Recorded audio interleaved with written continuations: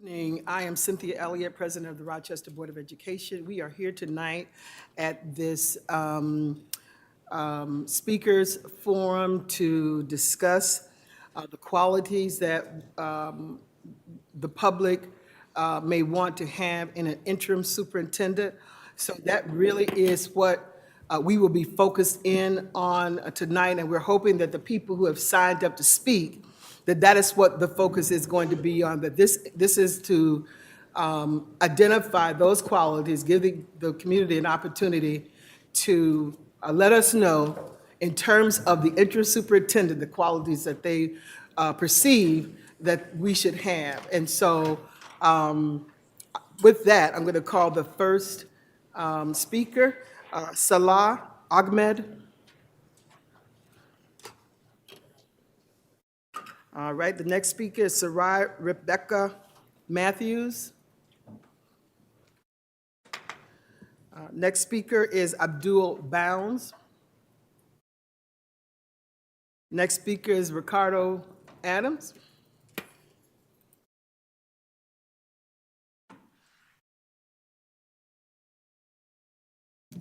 Good evening. First of all, I'd like to say I miss you guys. We miss you. That's We what miss you. I just came to speak to the board in reference to this interim thing. I need you to know there's a lot of noise out here about the board shouldn't select. Maybe the board shouldn't even exist. And I need y'all to know, man, in spite of all of that, y'all still got to select a superintendent.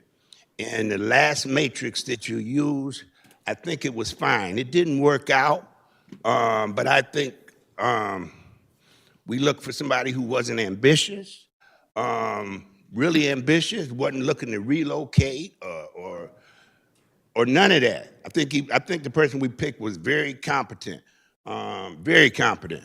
I wish he was still here, but the fact is, there was one quality he probably don't have. He probably needed to, and I ain't no religious person, but he probably needed to be able to turn the other cheek. That was the thing that he probably needed to be able to do. He wasn't able to do that. So I'm asking you, the matrix that you use, that we use to select Carmine, don't variate from that. It didn't work out, but it was the right thing that we did. And so that's what I want you to do, because I intend to come back. And so I want to be a part of a good board. With that, I'm done. Thank you, Mr. Adams. The next speaker is Jonathan Levine.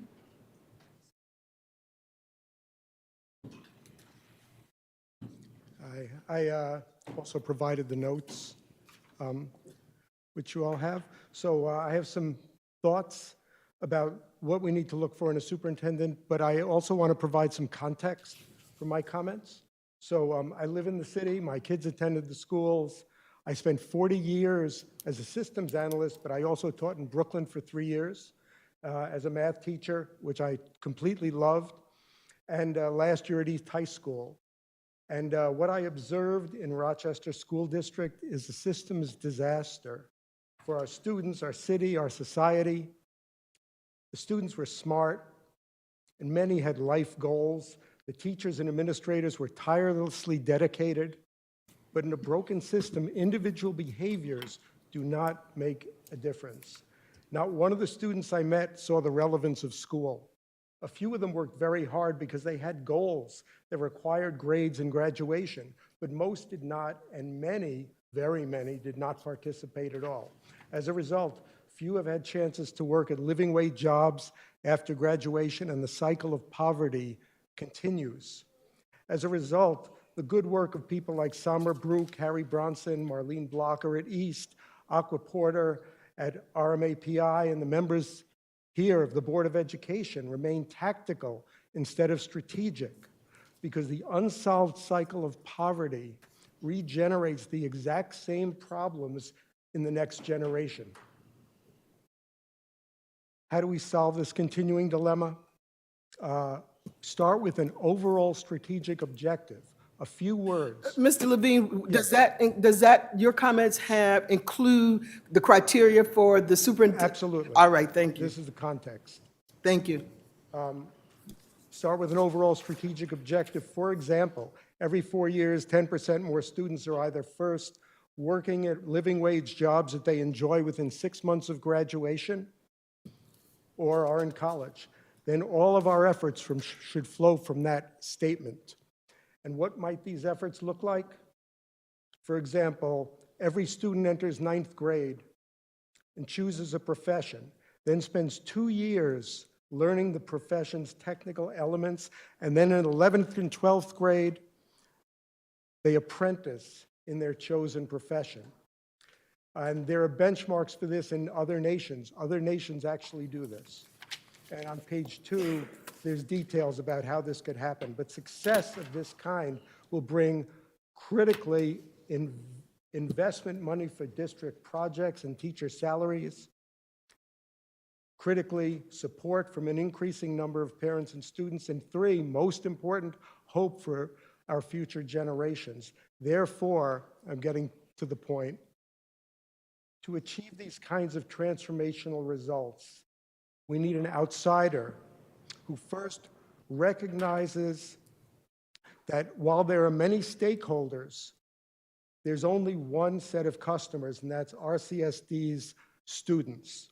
And the student success after graduation is the only metric. 2, who knows how to avoid the inertia inherent in all large organizations. And 3, who is capable of planning, organizing, designing, and incrementally deploying a new system that enables the maximum number of graduating students to have the best chance to either excel in college or to immediately become creative and productive citizens. All right, that bell says your time is And up, Mr. Levine. Please interview accordingly. The next speaker is Faziri Rezhanho. I apologize for mispronouncing your name. It's all right. My name is Faziri Renzaho. I'm the Executive Director of Rochester Global Refugee Services. I'm also located in the city, and the reason of my presence here is because I understand that Rochester community has a huge number of refugees in a school district. Does that have something to do with the interim superintendent, Yes, ma'am. sir? All right.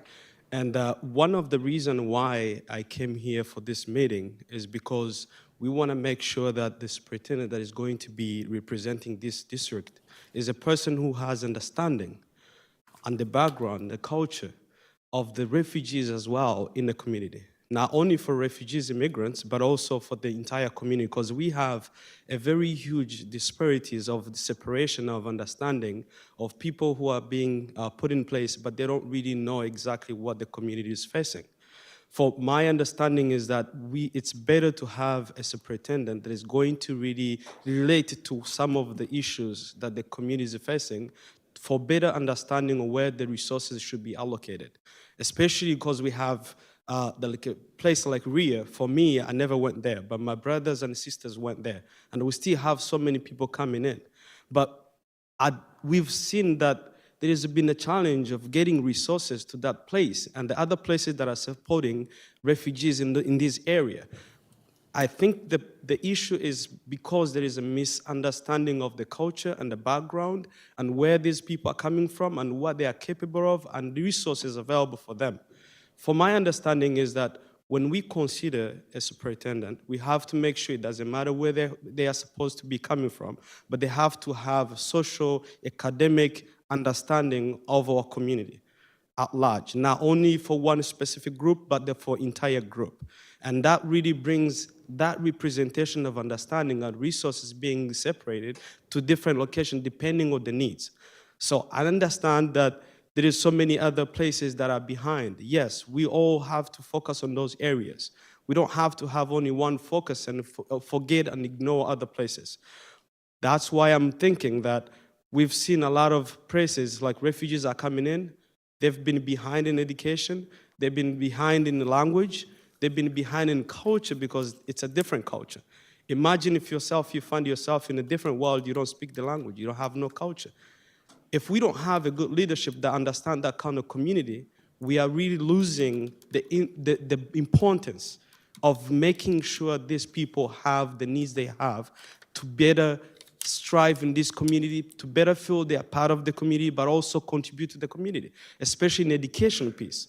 If we can't see them finishing their education in high school, go to college, we're not really seeing any improvements, which means we see a lot of these kids on the streets, joining gangs and other things. We've seen some of those because we need to make sure that whoever is coming as a superintendent for the district can also have a background, understanding, and willing to learn. Not only, we're not making someone to, imagine things, but willing to learn from the All right. people as well. Just to Thank you. finish up, thank you. The next speaker is Randy Rudolph. All right, I'll make this quick. All right, when we look at the next character, we're looking at the characteristic of a great leader to become our next superintendent. The ideal candidate, man or woman, should have a clear vision for success and a plan for improving student learning, especially for those struggling the most. A strong communicator who is willing and able to listen and work well with the school board, staff, parents, and the community. Someone who understands our students' city challenges and is aware of the unique needs of all city students and families, like poverty, language barrier, and etc. We need a superintendent who is adept with finance, someone who can manage the district budget wisely. I firmly believe that with the billions of dollars that have come and gone, we need, in my case, a forensic audit. That's just me. Of the finance, because something is definitely not adding up. But I'll leave that for another day. Lastly, we need a problem solver, someone who can make tough decisions and deal with unexpected situations. I know this may seem like a lot, but for our students, staff, and parents deserve better. When I consider who I envision as our next superintendent, two names come in mind. The first is Sean Nims. He has demonstrated all the characteristics I mentioned and more. The other candidate for the board to consider is Mr. Josh Mack, for the same reason I mentioned regarding Mr. Nims. Both of these gentlemen will be a great asset and the key to a healthier and brighter future for our students, our staff, our parents, and most importantly, our community. They will not merely stand up to our elected board official, but will collaborate with them to ensure that the RCSD become the premier district in Western New York. Thank you for your time. Thank you. Anthony McCabe.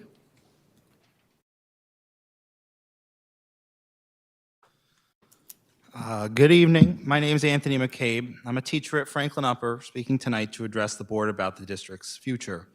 During my 6 years teaching in the district, I've served under 5 superintendents. Prior to the appointment of Dr. Peluso, chaos and frustration was heavy over the district. Within 2 months of my joining, my first superintendent was resigning. The next year, under the new superintendent, 200 teachers were fired 2 weeks before Christmas. The next year, only months later, under that superintendent, COVID took over the district and our lives. And the only good thing that came out of COVID that I could see in our district was it opened the door for a fresh start for our CSD and set the stage for the model leader that we have currently. As a teacher at Franklin, I've worked hard to advocate for our school's many needs. The decades-long neglect at Franklin has left our school with a series of inequities, some of which the community is well aware of. Others you'd have to see to understand or believe. Since taking leadership, Dr. Peluso was an open channel to help us address many of our issues, and he had made tangible efforts to set Franklin on a better path. Though he made the difficult announcement of the closure of Franklin Upper at the beginning of the year, Dr. Peluso held multiple meetings with Franklin faculty and has been open and willing to listen to teachers directly about what Franklin needs going forward to be the best school it can be for our students. Over the last 6 months, we've been waiting patiently to learn who Dr. Peluso would be appointing as our new principal, though the decision would end up taking the majority of the school year. He assured us the time would be used wisely so that whomever he would choose as the new principal of Franklin would be the best fit for Franklin's unique needs and would not be appointed just to fill a position. With just about 4 months until Padilla opens, we're asking separately that Dr. Peluso's decision is confirmed at tonight's meeting so that we can begin the collaborative planning that desperately needs to start immediately. Dr. Peluso checked almost every box that our district was in need of. Intelligent, compassionate, dedicated, a strong communicator, level-headed, and arguably, and most importantly, had a broad understanding of the district. He knows the teachers, the leadership, the history, he knows the buildings, and he knows the issues. This unique collection of characteristics put him in a position to make real positive change in our district. He was well on the way to doing this, taking on a difficult but necessary reconfiguration and consolidation plan. For the first time in my tenure with the district, there was an overall feeling of hope and optimism. Unfortunately, and at least in part because of the uncollaborative and intentionally difficult decisions of a few of the members of this board, Dr. Peluso is taking his talent elsewhere. Regarding the decision on choosing a new superintendent, I'm asking that whomever is in the pool fully understands the injustices our district faces, specifically when it comes to the charter school movement in Rochester, and that they are prepared to fight in Albany against the further expansion of charters by calling for a moratorium in our city and for a full reform of the current charter system in New York State. Finally, I'm asking each member of this board to keep this community in mind by treating the candidate they choose with respect, dignity, and the support they need, so they'll want to support our community for the long term to make lasting positive change. Thank you, Mr. Thank you. McCabe. The next speaker is Joseph Baldino.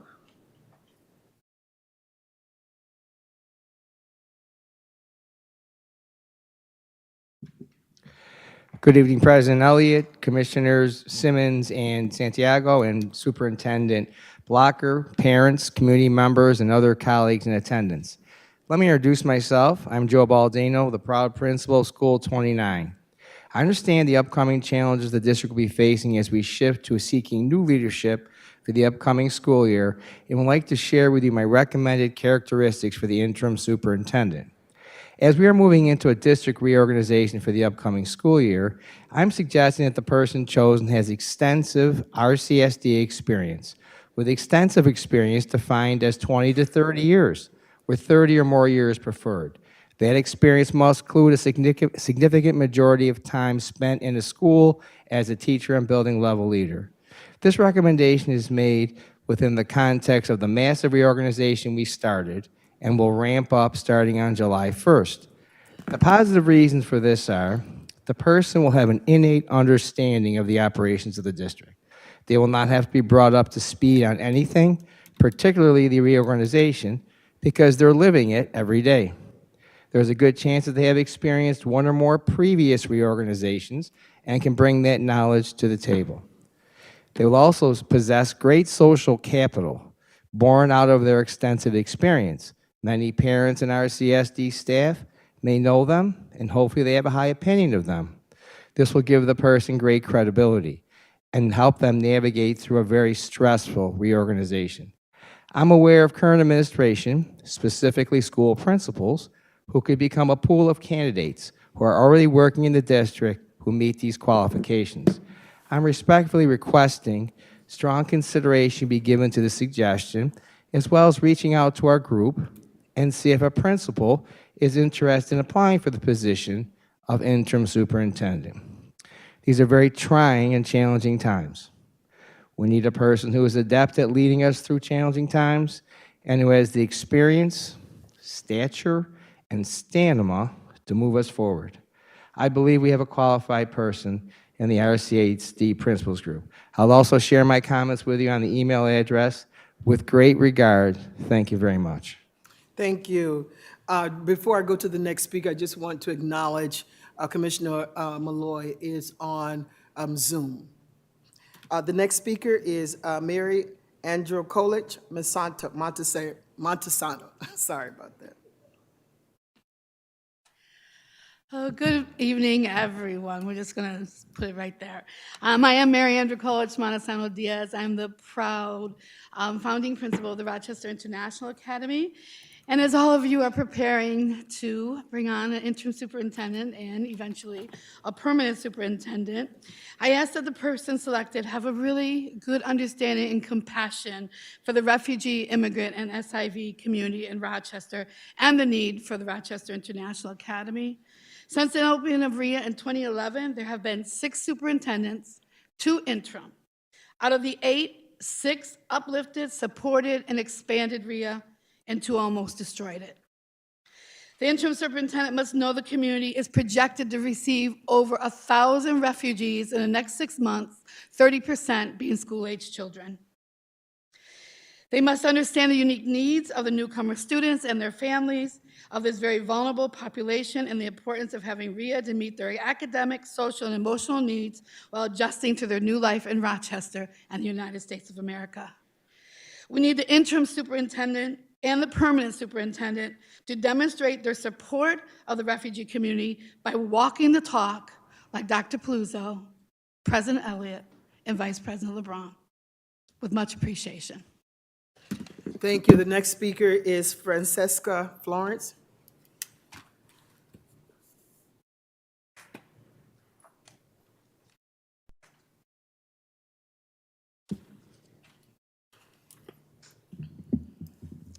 Good evening. My name is Francesca Florence.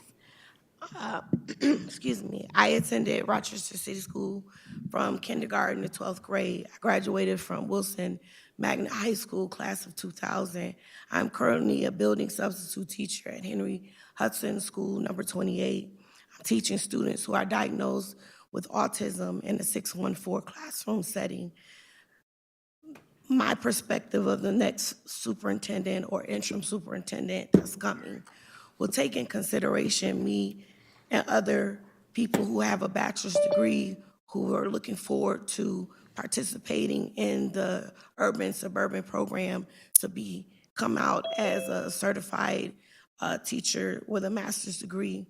I also asked the superintendent or interim to be aware of our students who have special needs, who don't have a voice but use a communication device.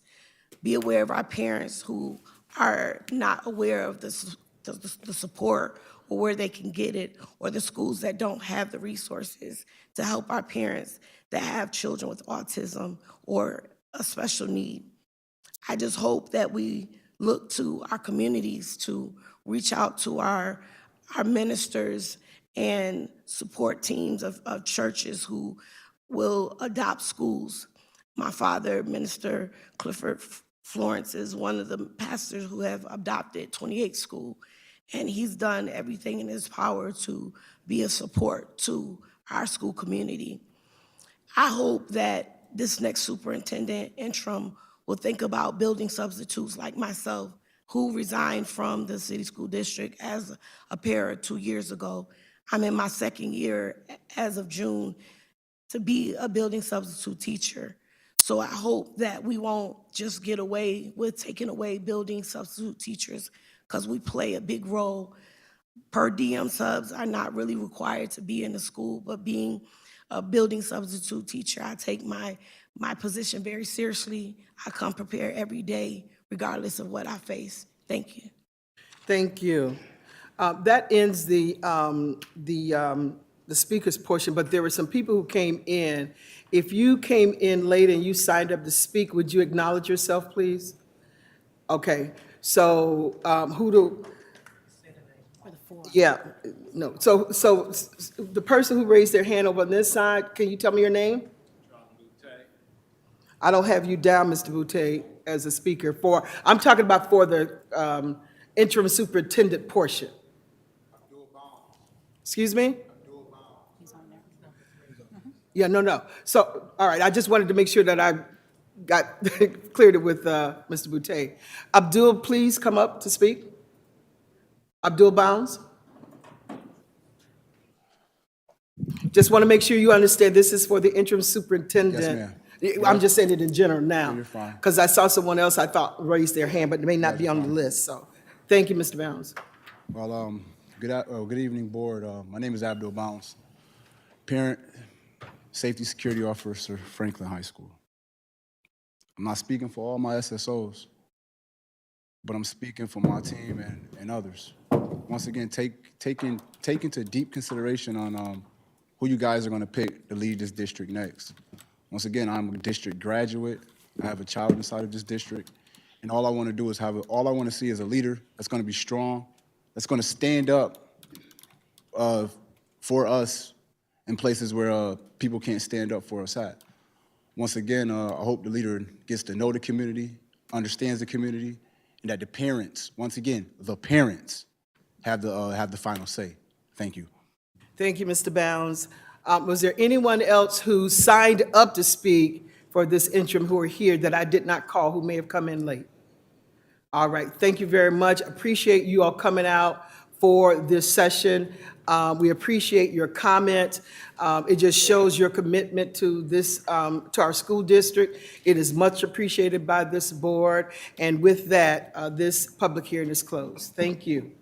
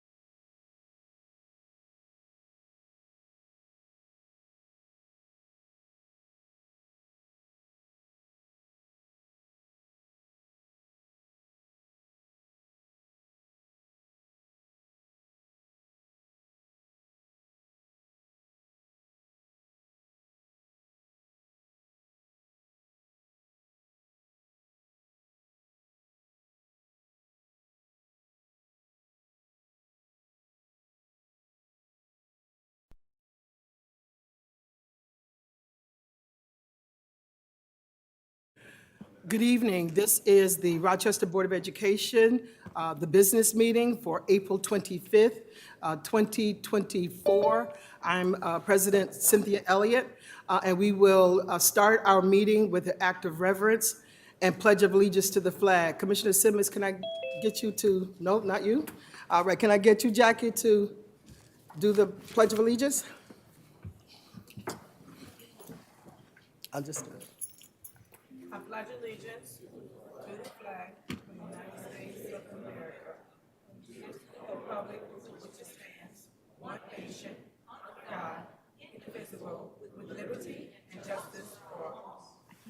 Thank you, Commissioner Griffin. The next item on the agenda is, I need a motion to appoint Anissa Henry Wheeler as acting district clerk for the April 25th, 2024 business meeting.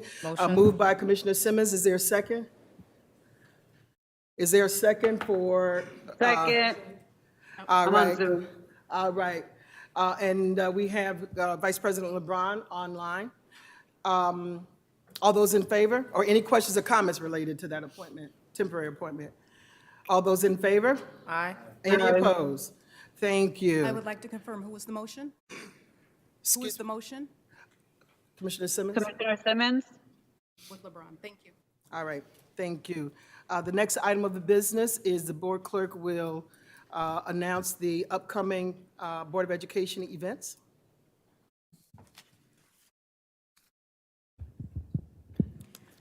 The Board of Education upcoming events for May 2024 include the third budget deliberation on Wednesday, May 1st at 6 p.m., a special board meeting for board adoption on Tuesday, May 7th, 2024 at 6 p.m. There's an ESA committee meeting and special meeting for consideration of resolutions on Tuesday, May 14th at 6 p.m. The HC committee meeting is Tuesday, May 21st at 6 p.m. Educator of the Year Awards recognition is Thursday, May 23rd, 2024 at 5 p.m. And the board business meeting, Thursday, May 23rd at 6:30 p.m. Thank you. The next item on the agenda is acceptance of minutes. So I'd like to get a motion for the approval of the minutes of July 11th, 2023, special meeting to convene for consideration of resolutions. Moved by Commissioner Santiago, seconded by Commissioner Griffin. Any questions or comments related to those, the minutes?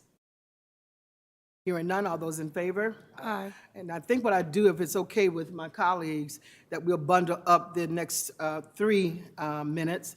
The approval of the minutes for the September 13th, December 23rd, 23, and the approval of the minutes for March 19th, 2024, the Code of Conduct, a public hearing. Is there a motion for those? Motion.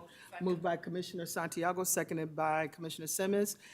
Any questions or comments related to those minutes? Hearing none, all those in favor? Aye. Any opposed?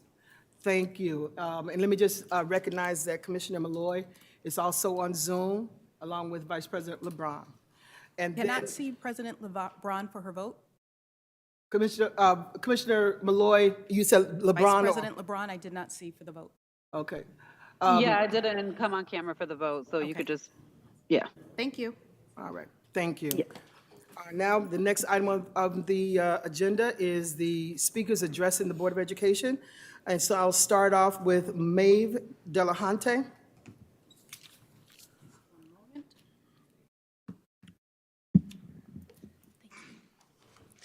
Good evening. My name is Maeve Delahanty, and I am a senior at World of Inquiry.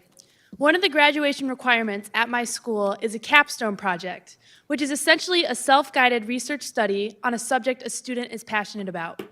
It was clear to me early on that I wanted to do something surrounding Rochester girls athletics. I myself have been playing sports ever since I could run. From World of Inquiry volleyball to District United swimming to Franklin track, I have had the opportunity to meet so many people and compete against talented athletes at all different levels.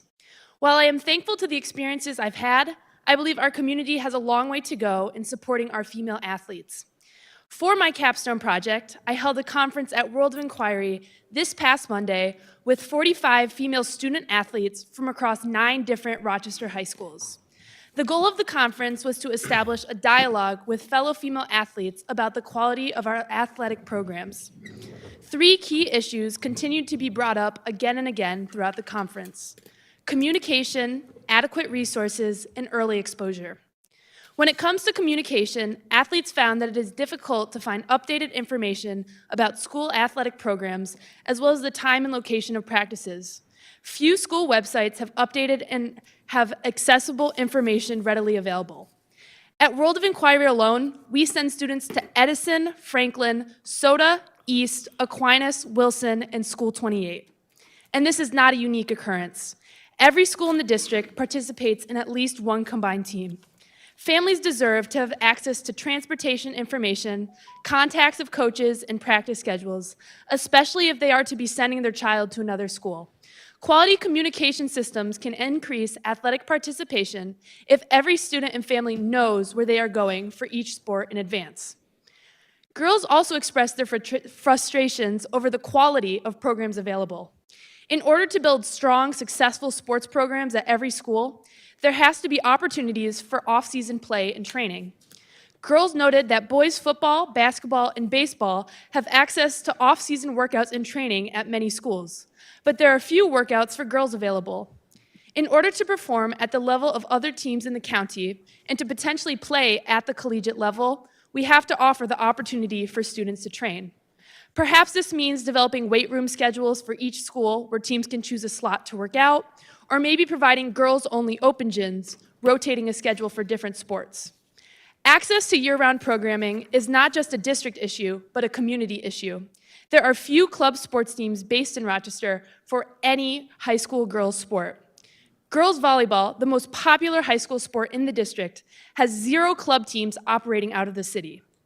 We should be looking into collaborating with our centers to provide the opportunity for kids to play competitively outside of the season. Building strong girls teams also means exposing our elementary and middle school girls to sports at an early age. It is not an excuse to simply say girls aren't interested. Every girl should be exposed to different sports before they enter high school. Right now, most of our girls are going into middle and high school playing their sports for the very first time. We should find ways to establish elementary intramural leagues and exposure camps at schools and rec centers. Strong modified teams with knowledgeable coaches are the key to strong varsity programs, especially now as the district is reconfiguring schools. Let me just into ask you to middle wrap schools. up. Thank you. Because that bell says your 3 minutes are up. Yes. All right. Thank you. Thank you. The next speaker is Chrissy Miller. Miss Miller? Chrissy Miller?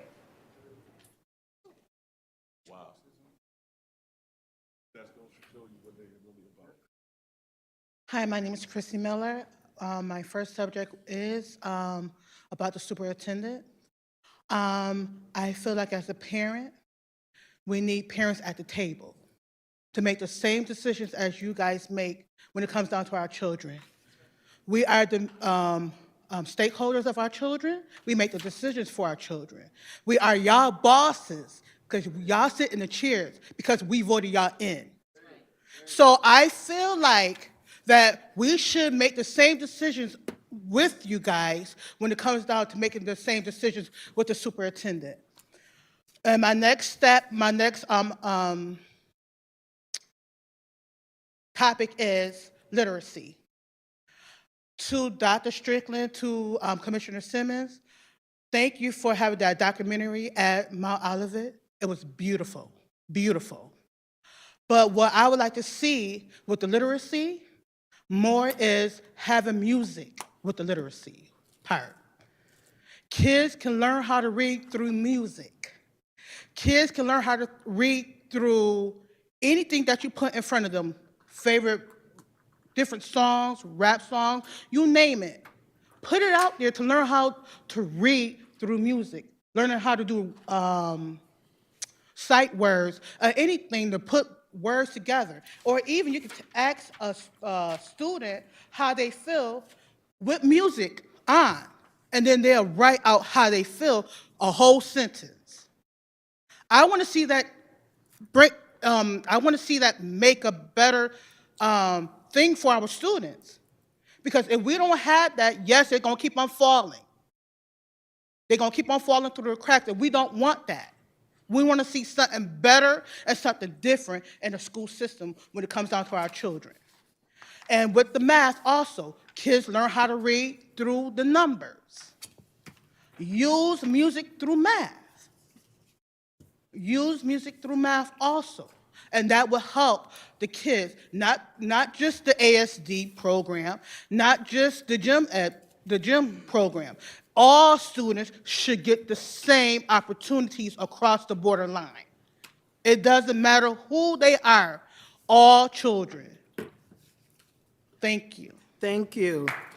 The next speaker is, and I hope I'm pronouncing this correctly, Divith Garcia.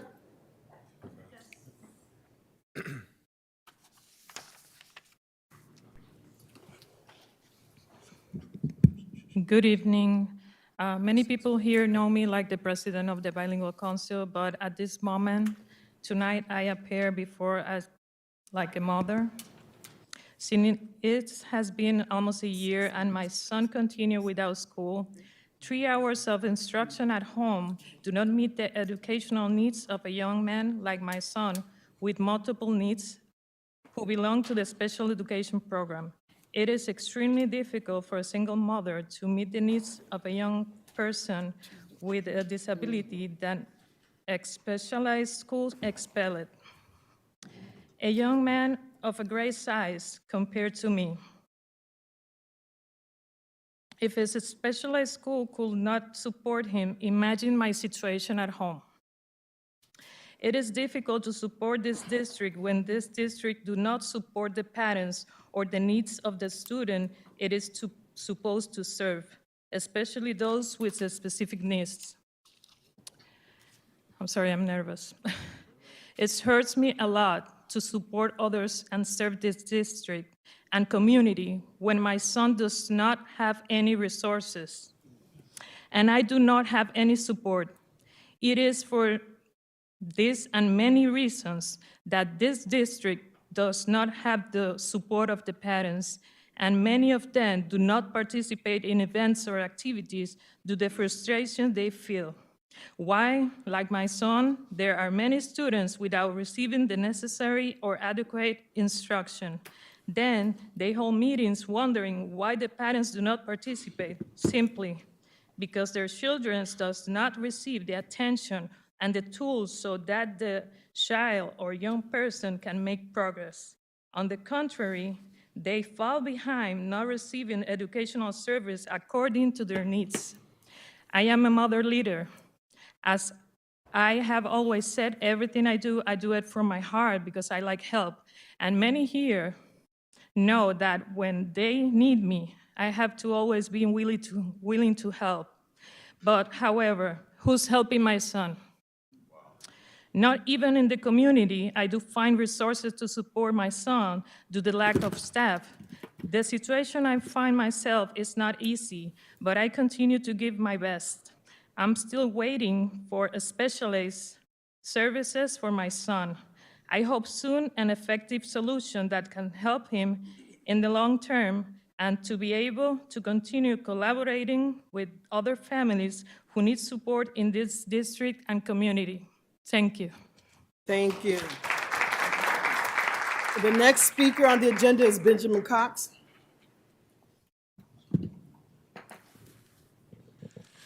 Good evening. My name is Reverend Benjamin Cox, and I'm a member of the Faith Leadership Roundtable, and I am here to address the renaming of the Franklin High School.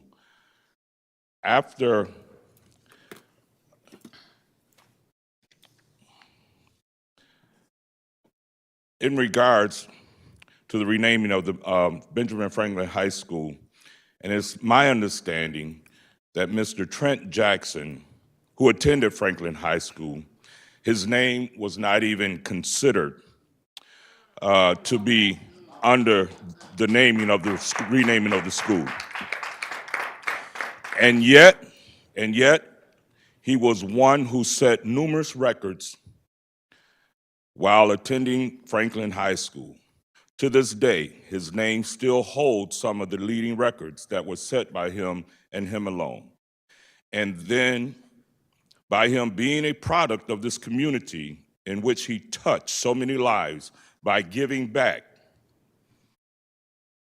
after having a professional career in football, he could have gone anywhere else in the country to teach or give back, but he chose to come back to this community and pour into many generations in which one I am a part of.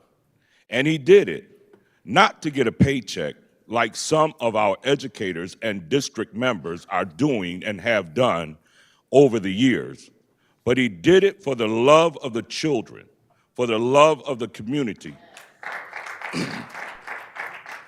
and to inspire anyone that crossed his path to be the best that they could be. And now, after all that he poured into this community, for this school board not to allow his name to be considered, the name Trent Jackson, to be considered as the name to go on to Franklin High School, it should be an embarrassment to the school board, and it would be an insult to the Black community.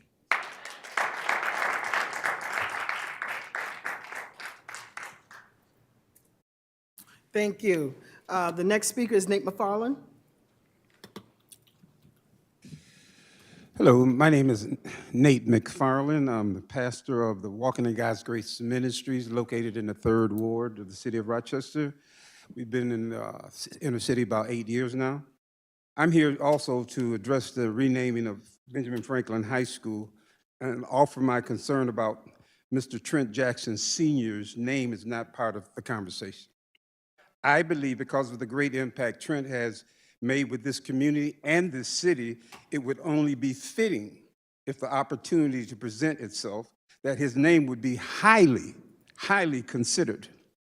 Regarding his early life in Rochester, I'm a 1970 graduate of Madison High School. When I think about the man, Trent Jackson, and the reputation he left, even though I was an arch rival, I was a Madison High student. But I can't imagine any other scenario to say thank you to Trent that would mean so much to us, and by naming Franklin after him. As a role model in this community, he and his wife Pam went above their responsibilities to impact our youth in our cities for many years at the Baden Street settlement. He was a man of vision. He always made himself available to the youth of our city. He championed athletics, has a way to show our youth that they can make it not only in athletics, but also academically. His accolades were numerous. Reverend Ben mentioned it, but he's a graduate of Franklin himself. He made a name for himself as a 4-sports star at Franklin High School. He tied national high school record in the 100-yard dash in 1961. He made the 64 U.S. Olympic team, but did not compete due to an injury. He led the Section 5 championship basketball team in 1960, played well enough to get even for the baseball of the St. Louis Cardinals to offer him a deal. He decided to pursue a football career when he was named an All-American quarterback at the University of Illinois and played 3 years in the National Football League. I think it was with the Eagles or the Redskins, both of them, amen. But he didn't forget Rochester. He didn't forget us. He returned to Rochester for a career in teaching in the city school district and became a famous, again, coaching. He coached for 26 years. He had 6 Section 5 championships. His record was 388 wins, along with 181 losses. His players describe him as a hard coach and a loving mentor and man. And let me say one other thing. I'm a preacher. I'm a pastor. I do a lot of funerals. Even in his passing, over 2,000 people attended this man's funeral. That don't happen every day. I've did numbers of funerals, but that funeral there was off the charts, but it showed the gratitude the people had for Trent. I hope you consider what we're trying to say tonight. Thank you, Mr. McFarland. Trenton Jackson. Trenton Jackson. It actually disheartens me that I have to be here today. I want to thank the community for the petition that you did, had over 500 signatures in a matter of days. I want to thank people for the kind words that they're saying. To the young lady that spoke first, please don't ever let anyone stop your voice. You have a voice, and we appreciate you coming here and putting that stuff on blast, because we and they need to hear that.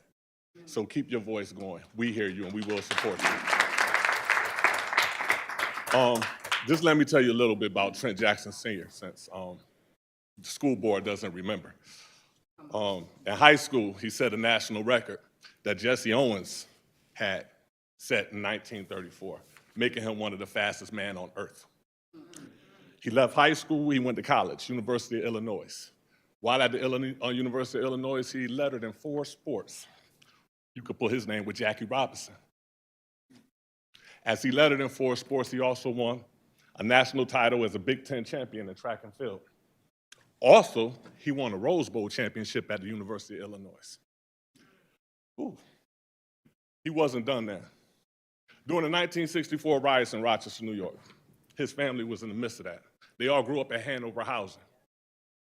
During the 1964 riots, while his family was going through that, he decided not to go represent the city, not to go represent the state, not to go represent the University of Illinois, but he decided to go represent the country at Tokyo, Japan, where till this day, he is the only man to ever beat Bob Hayes. Till this day. And when he passed away, it was sad, because University of Illinois, before we even had the funeral, University of Illinois mailed us his jerseys, mailed us his Olympic stuff, and they gave props to him before he even passed. And it took us years for y'all to even do anything for my dad at Franklin Field, in which y'all don't even have sports teams. But that's a different topic, because I know y'all upset because I keep bringing that stuff up, because I'm fighting for these kids while y'all taking stuff from them, still saying that it's the kids' fault. To me, this is sad, because after my dad came home from the Olympics, he had offers to go to coach at college. He decided to come back home to Rochester, New York to coach at Franklin. While he was at Franklin, he had a quadruple bypass in '97. The doctor told him if he keep coaching, he will pass away. Guess what he did? Coached 5 more years until his body wouldn't allow him to speak out. Until his body wouldn't allow him to speak out. Coached 5 more years. 5 years after that, he passed away gracefully. But it's a shame that I have to come here and speak for a humble man that wouldn't even talk about his accolades, because the city of Rochester do not even know how to respect him. To have a name, and no respect to the Padilla family, no disrespect to the Padilla family, but to me, this is common sense. And to say that, oh, we spoke to the family and all that, nah, this is a slap in the face. Let me tell you, my family been lied to. My family was told that Franklin would stay the same, but the school inside of Franklin would change. This name will only be temporary, it's only a Mr. placement. Jackson, your time I is understand it's my time, but I'm speaking about my dad right now. So we got to go to the next speaker. Okay, you can go to the next one. But what I'm saying now is your time is up, because I will be running for the school board. Christopher Rourke. Christopher Rourke. Christopher Rourke. All right, Roger Breelove. Oh, I'm sorry. I'm not as fast as Trent was. Praise God. Good afternoon. My name is Pastor Christopher Rourke. I'm from New Vision Ministries, and I'm also part of the Faith Leaders Roundtable. I'm born and raised in Rochester, and I'm here to address the renaming of Benjamin Franklin High School, and definitely offer my concern about it not being named after such a great man. I was not fortunate to attend Franklin High School, but my mom graduated from there. I've had many nieces and nephews graduating from there. And the constant of Franklin, the constant of that name is Trent Jackson Sr. I'm a ball player myself. I've been around playing a lot of places. I was in the Army playing overseas. And met a gentleman over there, also from Rochester, and we began to have a discussion, and it all came down to Trent Jackson Sr., way over on the other side of the world in Korea. And this man's name is great. When you say it, it commands respect. It commands discipline. It's a man that cared about his community. And here we are discussing renaming the school after him. Most people, you say Franklin High School, the next word is Trent Jackson Sr. Honored to follow behind his seed, who also graduated from Franklin High School. This is amazing. The Bible, if I could give you a scripture, says, give honor to whom honor is due. It also says, do this in remembrance of me. In my closing, Ben had Jerry, Baskins had Robin, Sears had Roebuck, and Sanford had a son. Franklin High School has Trent Jackson Sr. Let's be respectful of him. Thank you. The next speaker is Roger Breedlove.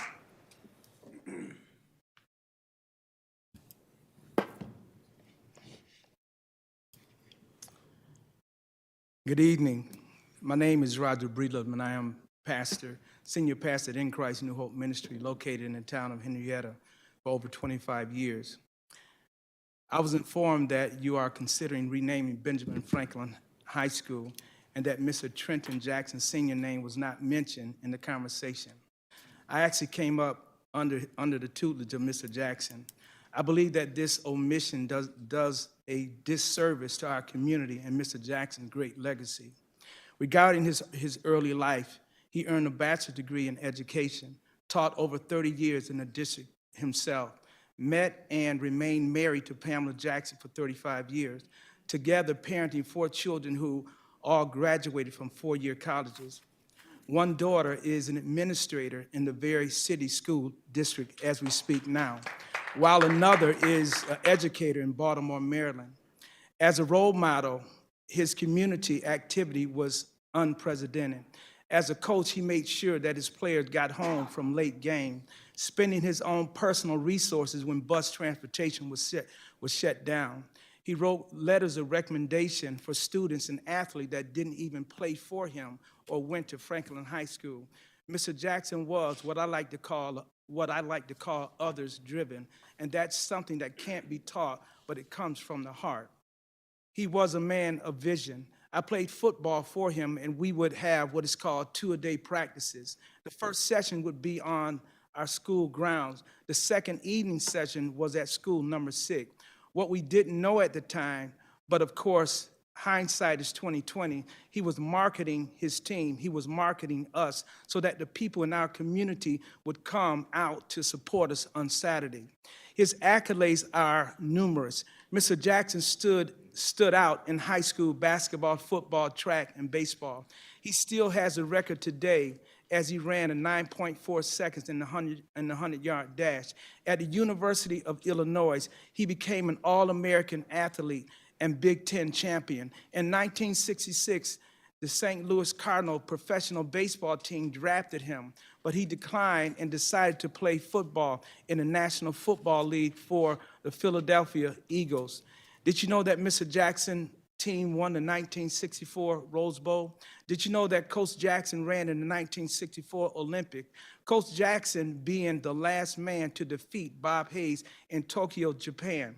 I have many standout memories. My last, likely the most bittersweet, that of eulogizing my mentor, the legend, the GOAT of GOATs, who called Rochester his home. For you that are actually hearing this today and never even taken the common decency to consider Mr. Jackson is something that I'll never understand. But you know what? There's a scripture in the Bible, when God is for you, who can be against you? So my time is up. Thank you for yours. The next speaker is Jesse Carden. Jesse Carden.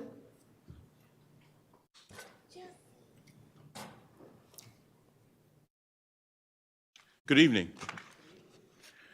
all of us. I wish I could follow the men that stood before me. I did not know him personally. I wish I did. This is the second time I've been able to address you as a school board. The first time I addressed you was at the New Madison, no, not New Madison, but Little Wilson, we call it. And I think I left with you one primary objective, which is because we're so close to being the only health caretakers, particularly mentally so, for some of our kids, many of our kids, that we should also incorporate the Hippocratic Oath, which is simply this: we will do no harm. Policies that we put in place over the last 50 years since I've lived in this, 52 years since I've lived in this community, have kept me personally concerned about where we as a community are going when it looks at the education status of this city. How did we end up on the bottom two when at one point we were the top two in the nation? What did we do differently between that short span? Here are some of the things I'm going to suggest you look at. I sent something to you as board members earlier today. It was called the Fault Line Study. Let me get to the basics. I only got maybe a minute and a half so. The Fault Line Study looks at the 5 surrounding districts that touch the Rochester City's area. You know who they are: Greece, Arundecourt, Penfield, Gates, Henrietta. It looked at the household income disparity between the highest area, which in this case was Penfield, at $81,300 per household, versus the Rochester City at $27,800. That difference, $53,500, is health. It's hope. But I can't ask you to fix that. That's not really your job. What I think you can do something about are the following things, and then I hope I get this done within my 3 minutes. Number one, in each of those 5 districts, they have access to what we know as BOCES, Board of Cooperative Education Services. You know what they can do with that? Take the poor performing students, the students who really will never make college their home or want to do something other than college, and train them in jobs that we need every day. For instance, drive through the city and find out how many black and brown people are putting roofs on, removing shingles, working on the roads. If you take a look at where the economics have played out, not only does this city school district spend more money outside of the district than they do in, and yes, you do. By nature of the population of the people you have hired, 80% of what comes in for the teachers who are employed go back where they live, Mr. Carden, which is in the your burbs time. where they live. I appreciate your time. Thank you. And I hope we get to do this again. Eric Sablé.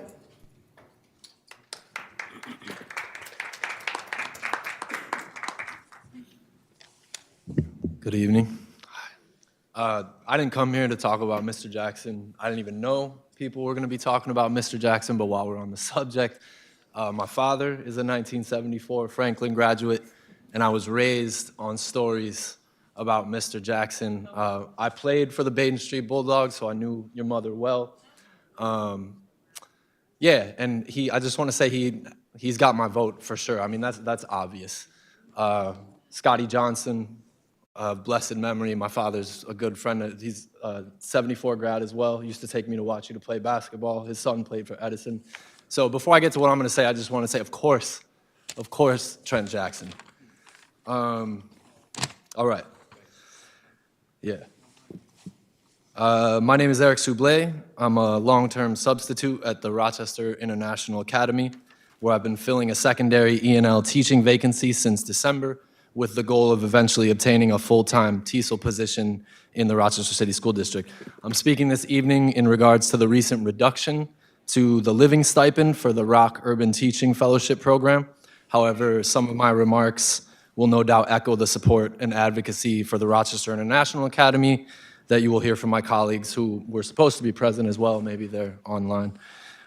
Just some background about myself and how I arrived at the Rochester International Academy. I'm a native Rochesterian. a heritage Spanish speaker with 6 years of experience providing direct services to at-risk youth in our most challenged neighborhoods. This included runaway and homeless, LGBTQ, refugee, and gang-involved youth, as well as victims of human trafficking. I hold a master's degree in translation and localization, a field that uses language technology to customize services to specific language groups.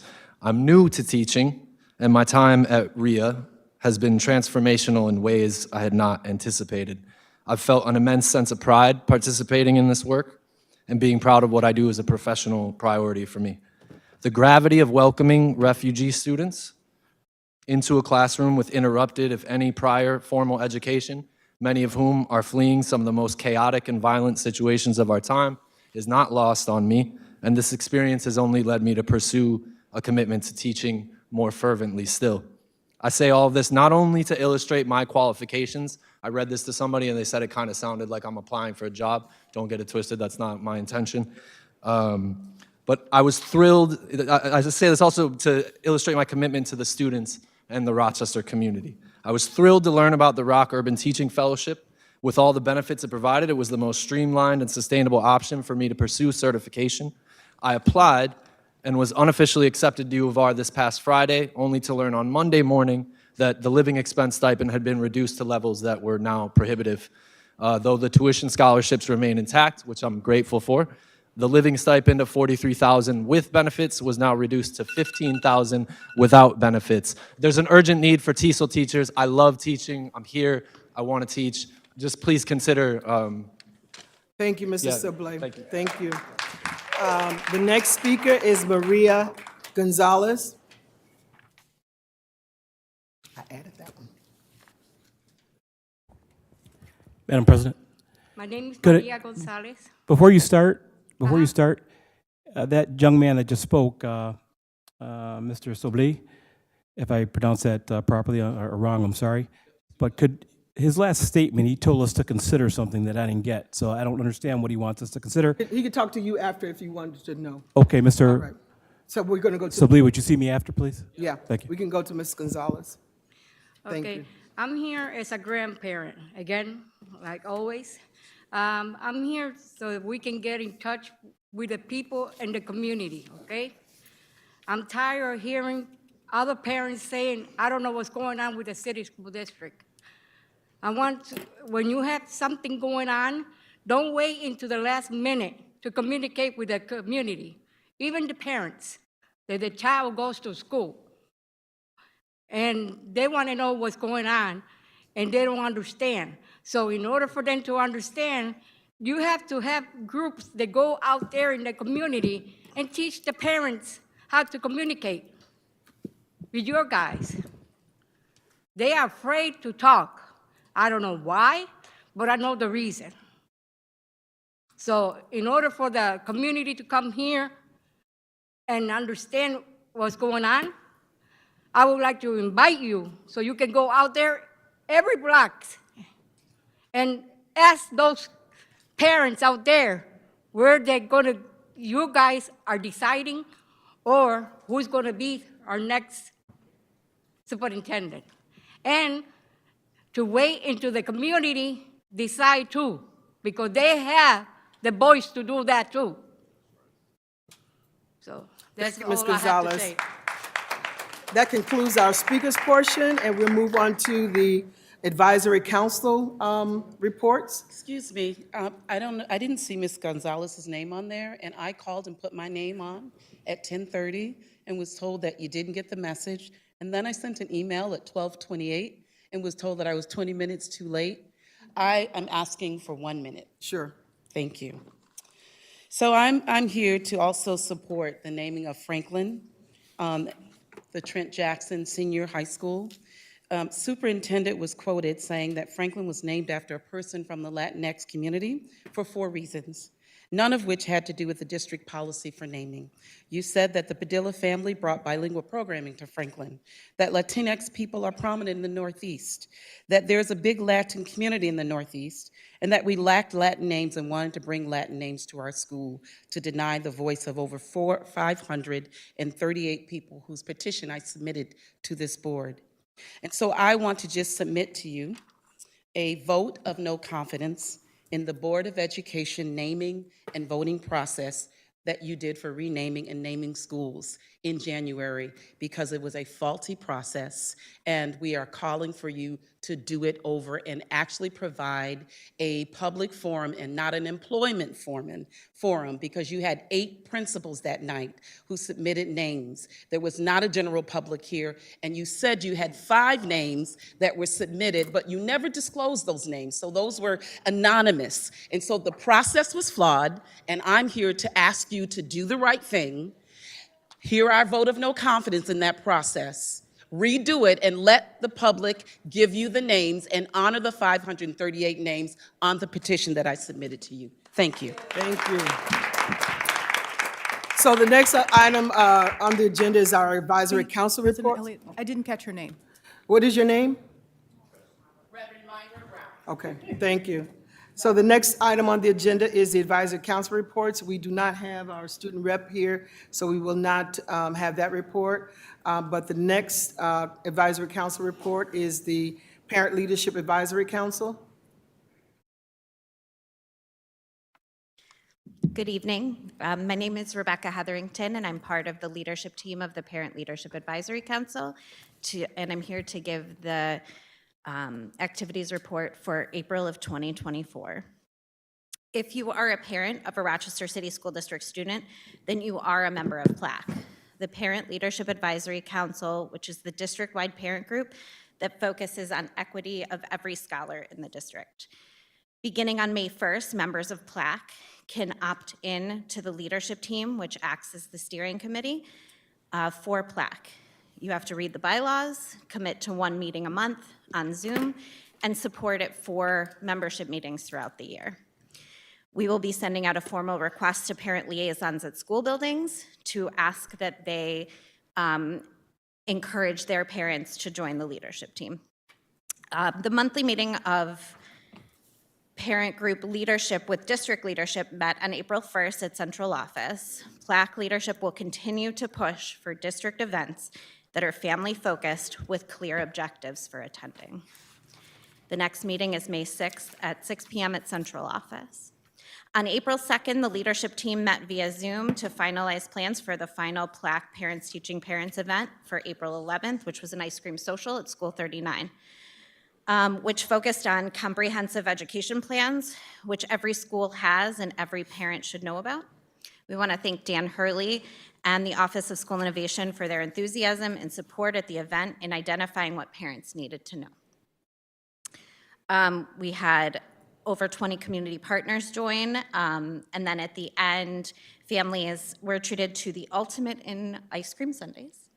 And we want to thank the Office of Parent Engagement staff for supporting the event and the incredible staff at School 39 who helped when things went awry.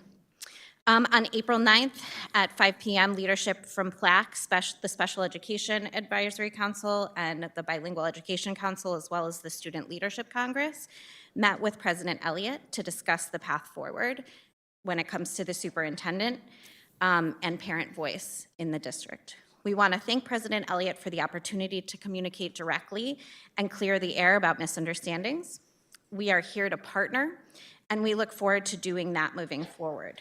We are all students, families, educators. We are all counting on you to succeed. Later that evening, there was a committee meeting in this room. There was a discussion about students on board committees, and then we wanted to encourage you to follow through with having students on board committees. The Student Leadership Congress, similar to PLAC, is open to, where PLAC is open to all parents, SLC is open to every student that would like to join it. SLC has a framework to educate on how government works and uplift student voices, which you desperately need. There should always be encouragement to get additional students involved, and there are no limits on how many can participate in SLC. Over the years, SLC has struggled to fill important roles as scholars move through to graduation, so the board's support in this is really important. The next Plaque Leadership Team meeting is Tuesday, May 7th at 6 p.m. on Zoom. All parents, students, administration, and board members are always welcome to attend. We will be working through the final details of the year-end celebration, which will be at School 106 on May 9th at 6 p.m. The third annual Plaque celebration is a mix of community partners, district departments, summer opportunities with family-friendly food and the biggest bounce houses we can find. Every family in the Rochester City School District is encouraged to join, and we look forward to seeing you there. Education is partnership and succeeds with the power of collective accountability. As you move through the superintendent work, continue to bring in community and opposing viewpoints. Thank you. Thank you. The next advisory council report is the bilingual education report.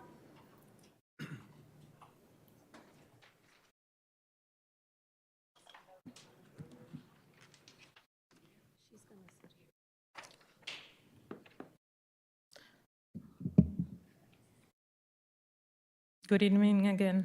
Buenas noches. Mi nombre es Divet García, presidenta del Concilio de Educación Bilingüe. And I'm Miriam Perez, the Spanish interpreter.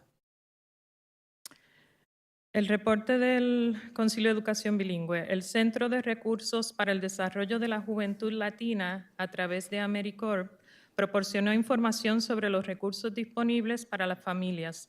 Ofrece un espacio para los estudiantes donde puedan acceder al Wi-Fi, apoyo laboral, currículo, entrevistas, apoyo de salud mental y una gran variedad de programación que incluye deportes, artes y otras actividades centradas a los estudiantes. The minutes for BEC meeting in 4/9/2024. Can she speak it to the mic? Sorry, minutes for BEC meeting on 4/9/2024. The Latino Youth Development Resource Center, through AmeriCorps, provided information on available resources to families. The center provides a safe place for students where they can access Wi-Fi, workforce support, like resumes, interviews, etc. Also mental health support and a variety of programming including sports, arts, and other student-centered activities. Julia González presentó sobre CLTI, Programa de Desarrollo de Liderazgo, que forma parte de PLTI, Parent Leadership Training Institute. Este programa fomenta la inclusión de niños de 3 a 12 años y brinda a los padres oportunidades para aprender. El propósito de este programa es capacitar a padres y niños para que se involucren en su comunidad y compartan voces y perspectivas. Prepara a los padres para convertirse en líderes en la comunidad. Julia Gonzalez presented on the CLTI Leadership Development Program, which is part of the PLTI, Parent Leadership Training Institute. This program fosters the inclusion for children ages 3 to 12 and provides parents with opportunities to learn. The purpose of this program is to empower parents and children to become involved in their communities and share their voices and perspectives. It prepares parents to become leaders in their community. El director de aprendizaje presentó los programas de verano del RCSD para los grados 9 a 12. Este año los programas de verano serán en la Escuela de las Artes. Este programa de verano específico es para estudiantes que no aprueban sus cursos al final de año escolar. Se notificará a las familias si sus estudiantes son elegibles. Las escuelas proporcionarán la información de inscripción cuando los estudiantes reciben su boleta de calificaciones al final de junio. Habrá oportunidades bilingües para los estudiantes que puedan necesitar esas clases y para los estudiantes que tomen los exámenes regentes. The Director of Expanded Learning presented on RCSD, Rochester City School District, grades 9 through 12 summer programs. This year, the summer programs will be at the School of the Arts. This specific summer program she was discussing was for students who are not passing their courses at the end of the school year. Families will be notified if their students are eligible. Registration information is provided by the schools when students receive their final report card in June. There will be no bilingual opportunities for students who may need those classes and for students to take Regents exams. A medida que haya información adicional disponible, se compartirá con BSE si los padres están interesados en que los estudiantes tomen clases adicionales para acelerar su educación. Esta también es una opción para los estudiantes. As additional information becomes available, it will be shared with BEC. If parents are interested in having students take additional classes to accelerate their education, this is also an option for students. El Departamento de Educación Bilingüe e Idiomas del Mundo presentó la Academia de Idiomas del Verano, SLA, que está abierta a estudiantes bilingües en el verano del 2024. Las fechas son del 15 de julio al 9 de agosto. Se proveerá transporte, desayuno, almuerzo y asistirán excursiones. El año pasado asistieron unos 200 estudiantes. También hay oportunidades para que los padres visiten y vean el programa.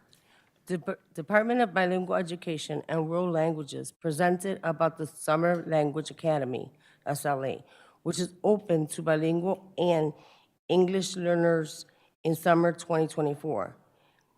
The dates are July 15th through August 9th. SLA will provide transportation, breakfast, lunch, and 2 field trips. Last year, about 200 students attended. There will also be opportunities for parents to visit and see the program.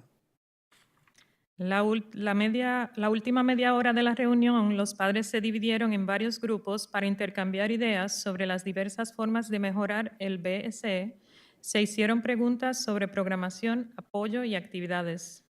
In the last half hour of the meeting, parents were split into several groups to brainstorm various ways to improve BEC. Questions about programming, support, and activities were asked. En la reunión también estuvo disponible información sobre la inscripción pre-K. El Departamento de Educación Bilingüe e Idiomas del Mundo ayudó a los padres a inscribir a sus hijos de 3 y 4 años en pre-K. Information about pre-K registration was also available at the meeting. The Department of Bilingual Education and World Languages assisted parents with enrolling their 3- and 4-year-olds in pre-K. Con esto termina mi reporte. Muchas gracias y buenas noches. With that, I end my report. Thank you and have a good night. Thank you. I don't think that the Special Education Parent Advisory Report, there's a representative here for that report. All right. Can I get a motion to go into, to convene into executive session to discuss matters leading to the appointment, promotion of a particular person, pending or current litigation with the general counsel? Is there a motion? Motion. Moved by Commissioner Griffin, seconded by Commissioner Simmons. All those in favor? Aye. All right, we will suspend the meeting and go into executive session and return to the meeting when, the business meeting, when we return from executive session. We can go over that.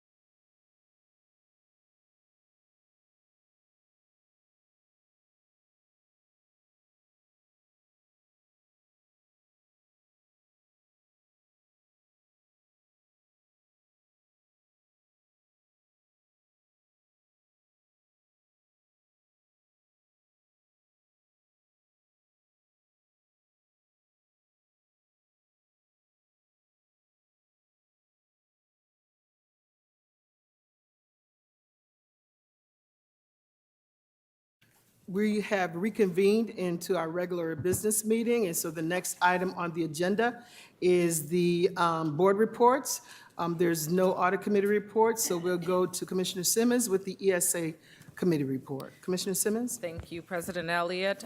The board reviewed and accepted the minutes from the March 12th, 2024 ESA Committee of the Whole meeting. The Executive Director of Science, Edel Mader, provided a presentation around science curriculum for next year. A new science curriculum was introduced for the 9th through 12th grade biology due to New York State requirements. Those changes are in our science, again, curriculum. Administration is seeking approval for biological sciences curriculum for September 2024.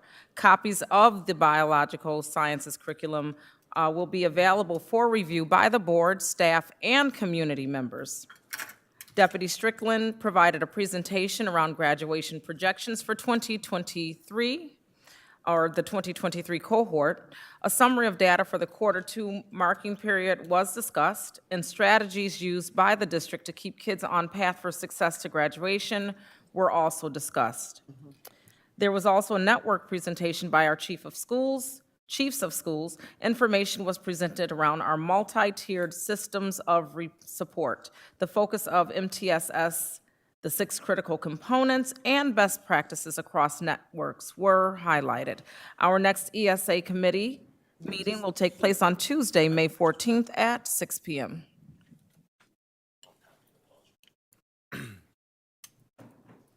That concludes your report?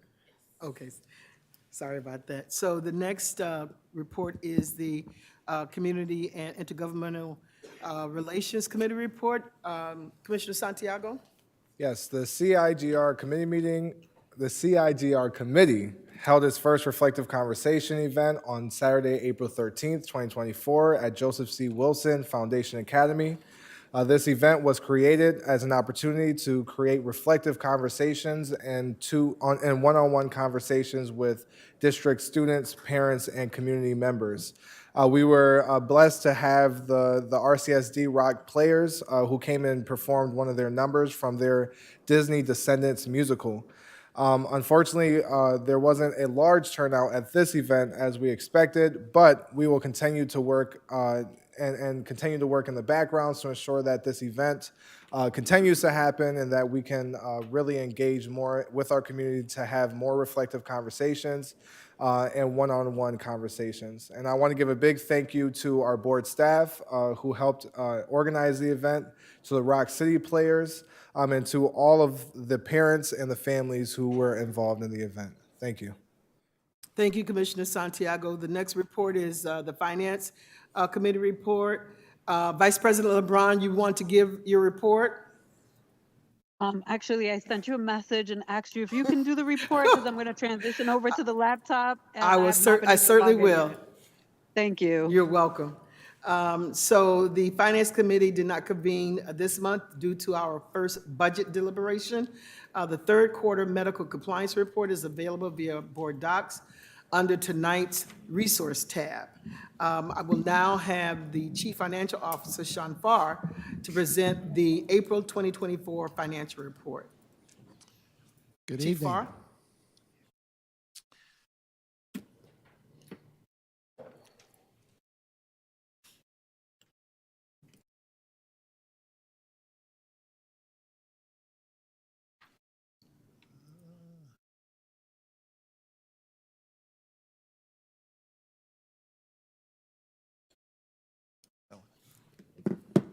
There we go. All right. Good evening. So just starting off, always start off with our cash position, which at the end of March, the district had about $462 million in cash, which is a substantial sum. It's $130 million more than the previous year at the same point. We are projected to basically not go under $300 million for the remainder of the fiscal year through June. So our cash position remains extremely strong. Go to page 2. The top of page 2, you'll see we always provide some adjustments to revenue to give you an idea of what increases are occurring. So we have two highlighted this month. We have stop-loss reimbursement, which is excess medical claims. We have, we're self-insured as a district, and then we have insurance to stop loss over $500,000. So when individuals have medical expenses, the insurance policy kicks in. So we got a payment last month of $2.46 million. Also, you can see that our interest earnings remain high with our cash position and interest rates still remaining high. We pulled in $1.46 million on interest earnings for the previous month. If you go down towards the bottom of that page, it has a summary of projected revenues. And this will give you an idea of where we're going in this year. And you can see if there's a line that says percent difference from adopted budget. And for the general fund, we're plus 1.2%, which is where you want to be. You want to be on the plus side, which means that we're projecting to bring in 1.2% more than what we budgeted. And you can see in the grants fund, we're 3.3% higher. Food service fund, we're down 3.7% versus budgeted revenue, but our expenses are also less. We'll get to in a little bit here. If you go to page 3, you kind of cross over actually from page 2 to page 3, and we're looking at expenditures. And I'll highlight, there's a line that says percent available, right? Right, yeah, there you go. And you can see that in the general fund, we have available to expend for the remainder of the year, 33%. Just a straight line with 3 months left, April, May, June, that'd be 25% of the year. So you can see that we're doing well controlling our expenses. And the same thing, 30% in the special aid fund, 27% in food service. Going down to the middle of that page into the federal stimulus funds, specifically the American Rescue Plan, or ARP funds. I'll highlight that we have, as of March 31st, we still had available appropriations to spend of $32 million, about 16.7% of the grant that we received from the state. We do have a plan. We are continuing to expend those funds, and we do have a plan to expend all of those funds before the project formally expires on September 30th of this year. Go to page 4, and section G. You'll see a summary. I always try to emphasize the capital projects. So we have two kind of capital funds. We have ones that the district itself puts in money every year, and then we have bond indebtedness that we periodically issue bonds to finance some of our capital projects. And you can see the balances there. In the cash fund, we have $27 million, and in the bond fund, we have $29 million. Down at the bottom of that page 4, section K, we've added a new section. And this is talking about we're going to be providing monthly updates on the Oracle software transition. And we're providing a summary. We have a narrative here to give the board an idea of kind of where we're at, what our challenges are, and what timelines we're working on. In the packet, in the back of the packet, then there's also some charts, graphs with data on the project, timelines, and objectives.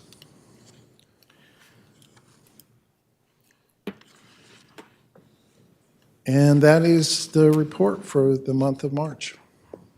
Thank you. Can I get Vice President, you okay with me making the motion? Yes, President Elliott, All thank right. you. So can I have a motion to approve the district's unaudited April 2024 financial report and the third quarter change order reports? Is there a motion?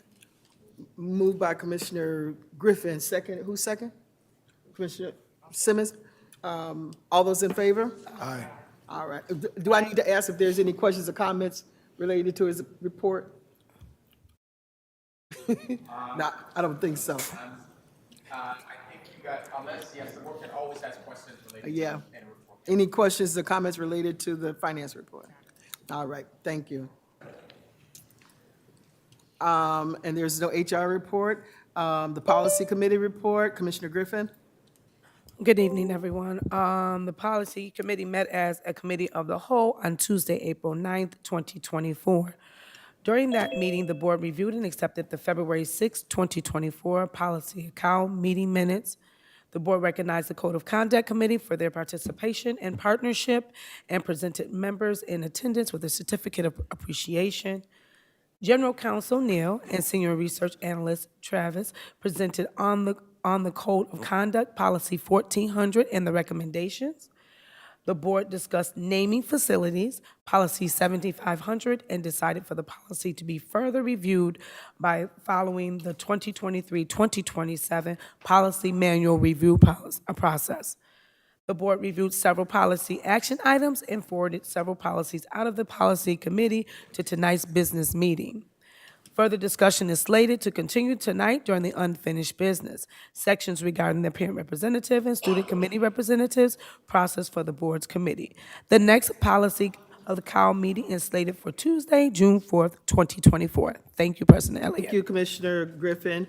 And so I will read my president's report. The board has begun the search for an interim superintendent. We extend our gratitude to the students, parents, staff, and community members who participated in tonight's forum and submitted written comments to the board. We anticipate that a candidate will be identified soon to allow for onboarding alongside Dr. Peluso. We are looking for the interim to continue the great work Superintendent Peluso and his staff have begun. I believe we're in the best position to change the trajectory of the district, and I am very proud of the work that we've accomplished so far. On Saturday, April 14th, the board engaged with the community, focusing on the characteristics desired in our next superintendent, as well as topics such as literacy, advocacy, and community engagement. Parents indicated that the dialogue with the board was productive and recommended meeting at least 3 times a year. And just some school visits and community visits, met with, as it was stated earlier in the parents' report, met with parents and the student groups to discuss our district moving forward in the absence of Superintendent Peluso, attended the Monroe County School Board Association meeting featuring guest presenter, New York State Regent Adrian Hale, attended the State of the City address with Mayor Malik Evans, participated in the food tasting at Central Office, leadership meeting at East Upper, and leadership meeting at Monroe, attended a board liaison meeting at both East and Upper schools, attended a board liaison meeting at School 9, attended the City of Rochester's Black Heritage Gala along with Superintendent Peluso and Deputy Superintendent Turner, and various 101 meetings, General Counsel Neal, Superintendent Peluso, Board Clerk Rahima Nguyen, also met this week, I think yesterday, with all of the unions regarding our decision around the next superintendent. It was a great meeting. They are on board with us moving this district forward, and just appreciate their work and their commitment to the children in this district. And board officers meeting with the superintendent and his leadership team. And I just want to shout out happiest birthdays to Deputy Superintendent Ruth Turner and Linda Simmons. And we're going to celebrate next week. And so that concludes my report. And so the next item. Madam President, you got a typo. I don't know if you want, since it's going to be a matter of record. I'm sorry. You have a typo. I don't know if you want to, as a matter of record, you said Saturday, April 14th. That was a Sunday. All right, we'll change that. Thank you for Yep. pointing that out. I appreciate it. very, very much. And so the next item is the superintendent's report, and we'll go with Superintendent Paluso. Thank you, President Elliott. Good evening to you, Vice President LeBron, Board Commissioners, to our families, students, staff, all watching on social media. This is the superintendent's report for April. As you know, the total solar eclipse was on April 8th, and with Rochester being in the path of totality for the total solar eclipse on Monday, April 8th, it brought national attention to the Rochester City School District. Science teacher Latoya Padilla from the School of the Arts proudly represented us when speaking with ABC News. Also, the Wilson X-Cats teams were featured on Good Morning America. The students helped building view tents specifically tailored to accommodate people with disabilities and also built canopies to create a skylight for eclipse viewing. I'm incredibly proud of our students.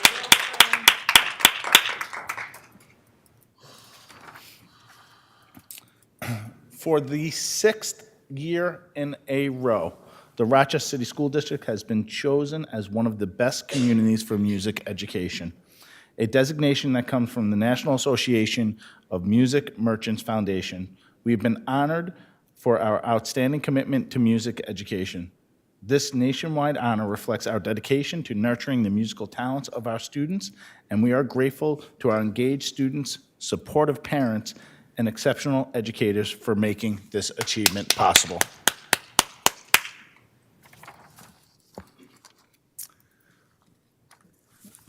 This was pretty cool, Shark Tank Showcase.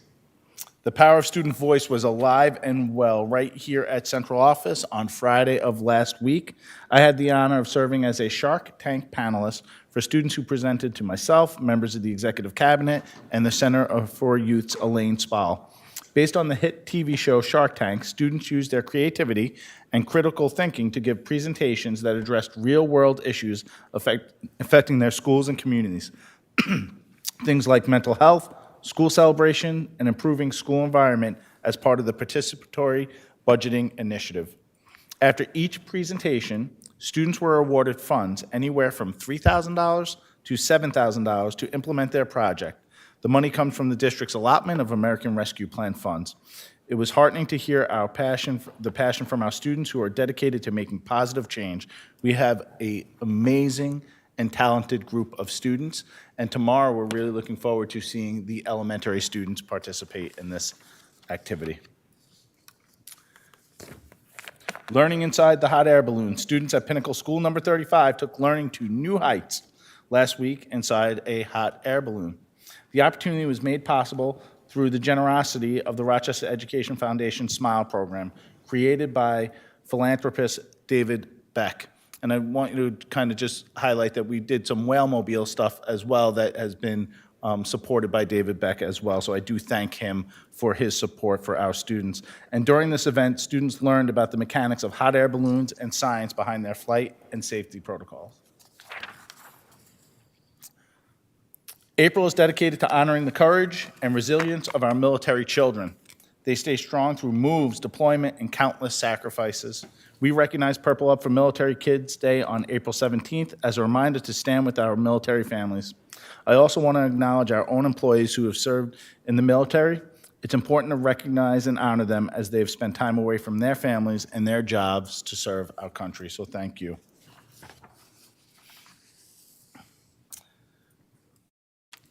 Once again, we highlight some of our athletes. Our district is full of gifted student athletes, and Diego Martinez is a senior at World of Inquiry and was recently selected as a Scholar Athlete of the Week by News 10 NBC. A member of the volleyball and basketball teams at World of Inquiry and a member of the baseball team at Franklin. He is a great role model and leader in everything he does. He would like to pursue a career in sports and make it to the NBA.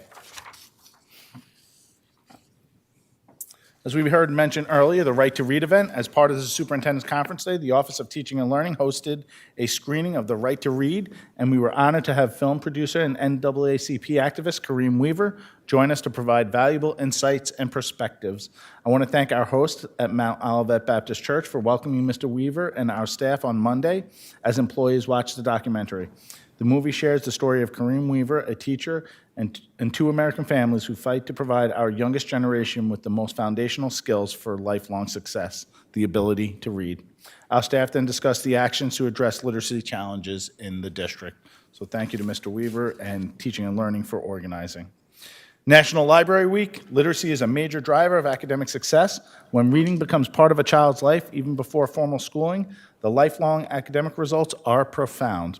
I want to thank our amazing librarians and all the great work they do to share their joy of reading with their students. May is Mental Health Awareness Month, and I want to recognize our Office of Human Capital for understanding the importance of a healthy work-life balance. They are providing a proactive approach for our employees that demonstrate a commitment to the overall well-being of our workforce. 3 events are coming up in the month of May that are all virtual, including an exercise class, a workshop, and a meditation session. Staff will receive an email from HC with invitations to each virtual event. We have some exciting staff to recognize. I'm proud to announce that Saney's has elected Tim Johnson for its 2024 Leader in Digital Education Award. Tim is our Executive Director of Instructional Technology and has been with the district since 2008. He recently led a project aimed at modernizing decades-old technology in over 1,700 classrooms. Our students now have cutting-edge technology with the installation of modern smartboards, and Tim also played a pivotal role in leading a district-wide transition to ensure more than 22,000 students have access to devices and connection to the internet. He will be honored at Saney's annual celebration in May. Another one of our esteemed leaders, Saney's has selected Jason Muhammad for its 2024 Administrator of the Year Award at the high school level for Region 11. Mr. Muhammad is the principal of Monroe Upper School, and he has been with the district since 1994. He's responsible for implementing the Smart Athlete Program at Monroe, which provides student athletes with a jump start to NCAA eligibility upon graduation. He has led Monroe to meet New York State receivership targets, and the school is once again on track to make demonstrable improvements this year with an increase in ELA and math. Jason was honored at the regional Saney's Award celebration last week at Midvale Country Club in Penfield. Congratulations, Jason. And to continue on that trend, congratulations to Mark Brown, a substitute teacher at Rise Community School, for being honored as a recipient of a Golden Apple Award from News 8. Mr. Brown was nominated by Principal Jinga St. Louis. Mr. Brown hands out ties to students he feels deserves them. The idea started 3 years ago after a student was having a difficult day, and he said to Mark, "If you give me that tie, I could have a good day." I cannot wait for you to see this award on Channel 8 next week. You will see why Mark is loved by all of his students. He was surprised in front of the whole school. Congratulations, Mark. Now I'd like to provide an update on the strides we're making with the Invest in Tomorrow, which is the district's vision and reconfiguration for the future. This evening, you'll consider a resolution to change the end date for students in grades K through 8 from Tuesday, June 25th to Friday, June 21st. This will provide additional time for moving and preparing for the massive reconfiguration and for staff to complete mandated training. School placement has made progress in the last month, and as all students in closing schools have been assigned a school for next year. Letters have been sent to all families in closing buildings and to incoming K, 7th, and 9th grade families sharing their children's placement for next year. If a family has not received their letter, please contact the child's school. We need families' updated contact information. For those students on waiting lists for their first choices, they will be placed at the school once seats become available. We're still continuing to review student placement as well as withdrawals of students as they come in. Our middle school teams have been extremely busy. We've been interviewing staff for our new middle schools this month. We had 11 days of interviews over a 3-week period, and we interviewed a total of 79 candidates across all content areas. Centralized interviews were offered to candidates who applied to middle schools, and those interviews have been concluded. The interview committee consisted of 5 middle school principals, 1 to 2 RTA reps, one project implementation specialist, and a school chief. Principals collaborated to rank teachers to ensure equity among the middle schools. School 45 construction, we are moving forward with the construction inside school number 5 to accommodate new students who will be entering the building in September. The State Education Department has officially approved the scope of the work at the school, which will include an enlarged nursing suite and 3 changing rooms. Construction will officially start on July 1 and will be completed by Labor Day weekend. We're continuing our work with the Vargas Associates to help with our school moves. We had meetings with administration and have conducted walkthroughs in our buildings. Move memos will be sent to each school by the beginning of May, providing instructions on preparing for the upcoming relocation. These memos will include information about packing, labeling, and the dates when items will be moved. Moving seminars are being scheduled with principals and will start in the beginning of May. These meetings will include teachers and staff of each building to review plans and answer any questions staff may have. And that concludes my superintendent report. Thank you, Dr. Peluso. Superintendent Blanker? Good evening, President Elliott, Vice President LeBron, commissioners in the Rochester community. Tonight, I will share with you a quick rundown of events that have happened at East during the month of April, as well as a transition plan update. East scholars, as well as a multitude of RCSD employees, performed in the Arts for Rochester Music Festival. The money raised from the fundraiser supports summer arts opportunities for RCSD scholars through the Rochester Educational Foundation. As Dr. Peluso indicated, they've recently been awarded again for our music program, and if anyone was there and they saw students and staff performing together, and students performing alone and staff performing alone, they would understand why we have been the recipient of that. The lower school EPIC team hosted a spring fling for scholars that was enjoyed by all. Teachers planned the events on their own time for kids to have fun and to use as incentives to make East the great place that it is. Thanks to all that supported this event.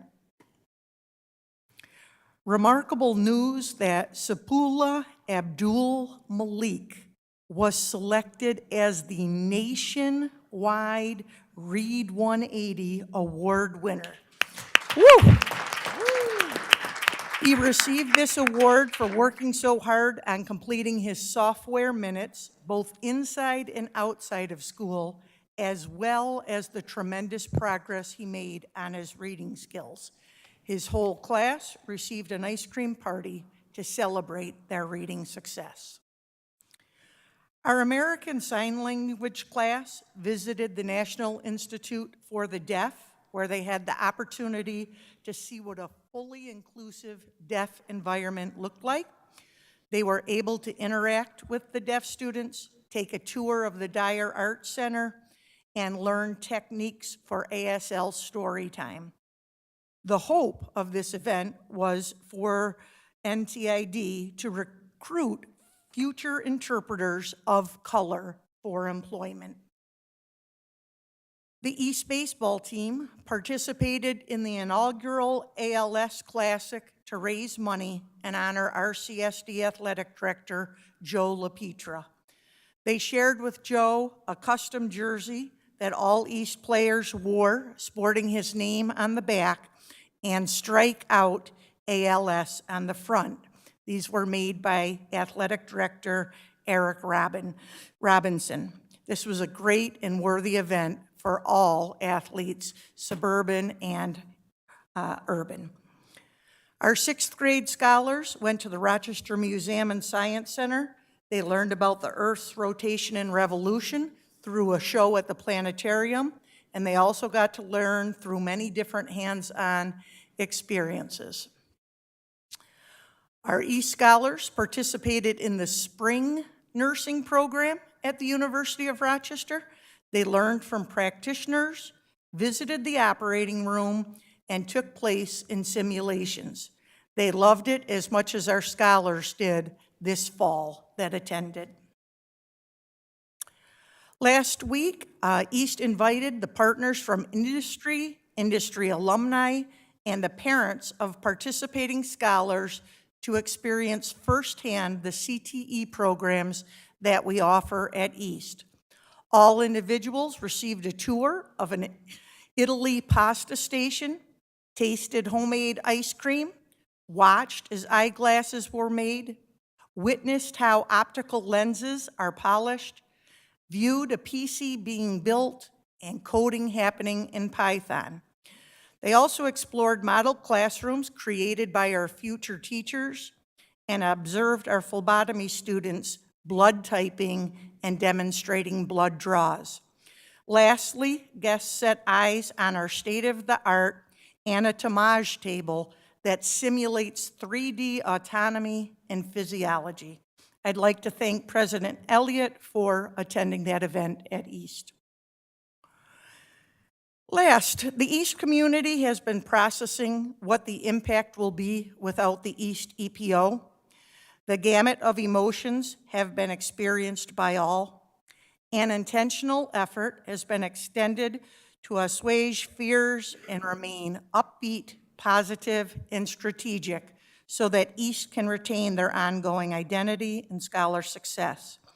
They have been very appreciative of Dr. Peluso and Deputy Strickland's collaborative approach and feel true hope with the board's commitment to honor and to continue the work that has been done, willingness to keep scholars in the forefront of all decisions made, and to extend a level of autonomy. Up on the board, it indicates what some of the things are that have taken place thus far. There's been written communication that has gone out to all constituents multiple times. The U of R EPO board and the U of R key players had a meeting. The community input was sought through our FACE committee. Superintendent Peluso and I have met. Deputy Strickland and I have met. Deputy Strickland has met with RTA and RTA leaders. A staff survey was done on initiative prioritization. There was an ASAR leadership meeting, and then OISR NICED had their visit with us last week, and we also discussed what was in place. The staff survey yielded that the critical elements they hope to continue would be our extended day, family group, our collaborative planning time, our social emotional learning supports, the curriculum that we've developed at East, our teacher leaders, our support model, our literacy grades 6 through 9, and the freshman academy. And the steps that are in progress next are the UR partnership analysis for sustainability, RTA and ASAR MOAs being started, prioritization of key initiatives, and then alignment with the RCSD strategic plan so that we will all coalesce together. That concludes my report. Thank you. Superintendent Blocker, I was remiss in not asking if my colleagues will have any questions for our superintendent. So I think you have a question for Superintendent Blocker, Commissioner Santiago? Yeah, Okay. I see that there was a staff survey that was sent out for, for critical elements when it comes to the school individually. My question is there any plans or has there already been any feedback from the students on the critical elements that they believe has helped them and supported them in their success at East? We have not done a scholar survey at this point. What we have really spent our focus on is reassuring scholars that really everything should be seamless for them and that they should not see changes. Deputy Strickland has set up a meeting for next week for our team to come together to start planning those type of information gathering events. Thank you for asking that. Thank you. And I do want to just echo that as we build a transition team, we want to make sure that there's some there will absolutely be student voice on that transition team as well. And also parents? Yes. Okay, great. Yes. Okay, glad to hear that. Thank you. Any other questions for Superintendent Blocker? Commissioner I do, and then Simmons? I also have one for Yeah, we'll get to Superintendent Peluso. Okay, so thank you for your presentation. Go East, I'm a supporter. I'm happy to see what's being captured around critical elements.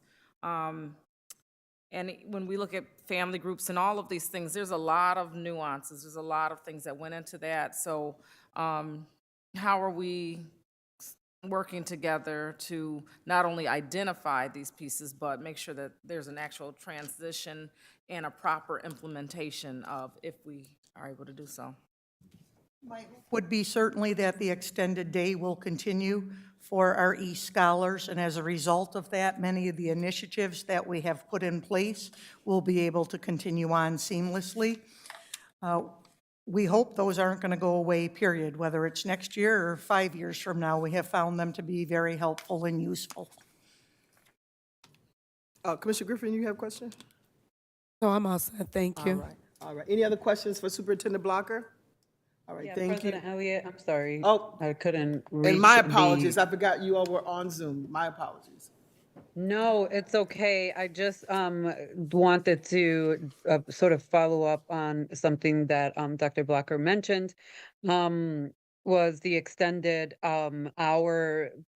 Dr. Blocker, if the unions have been a part of those conversations, because I know when the East EPO initially sort of formed, that those were conversations and that was written into the contract, and the special provisions to the traditional RTA contract because of the East EPO.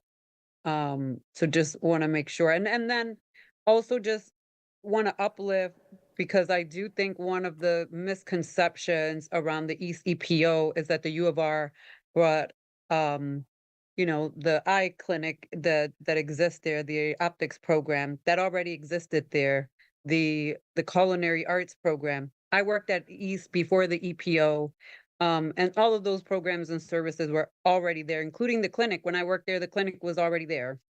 So just wondering if the extended hour is something that is being negotiated to be something permanent, I guess, is what I'm asking. Because I know it was sort of mimicked around, not mimicked, I don't know.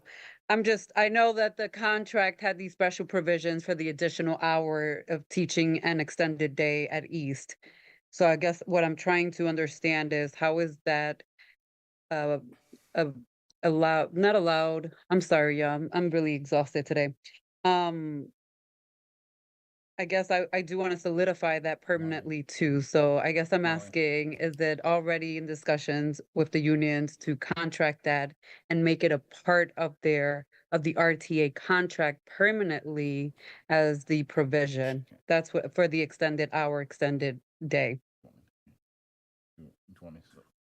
I'll answer that, and Dr. Peluso will also add into it. Yes, we've already started those conversations. As I indicated, actually, Adam Urbanski came and met with Deputy Strickland and with our RTA reps. Dr. Peluso has had meetings with our RTA rep, and we're also meeting with ASAR. So we hope to have the MOAs ready to go very soon. I'll let Dr. Peluso respond on that. Thank you. So, nope, thank you, Superintendent Blocker.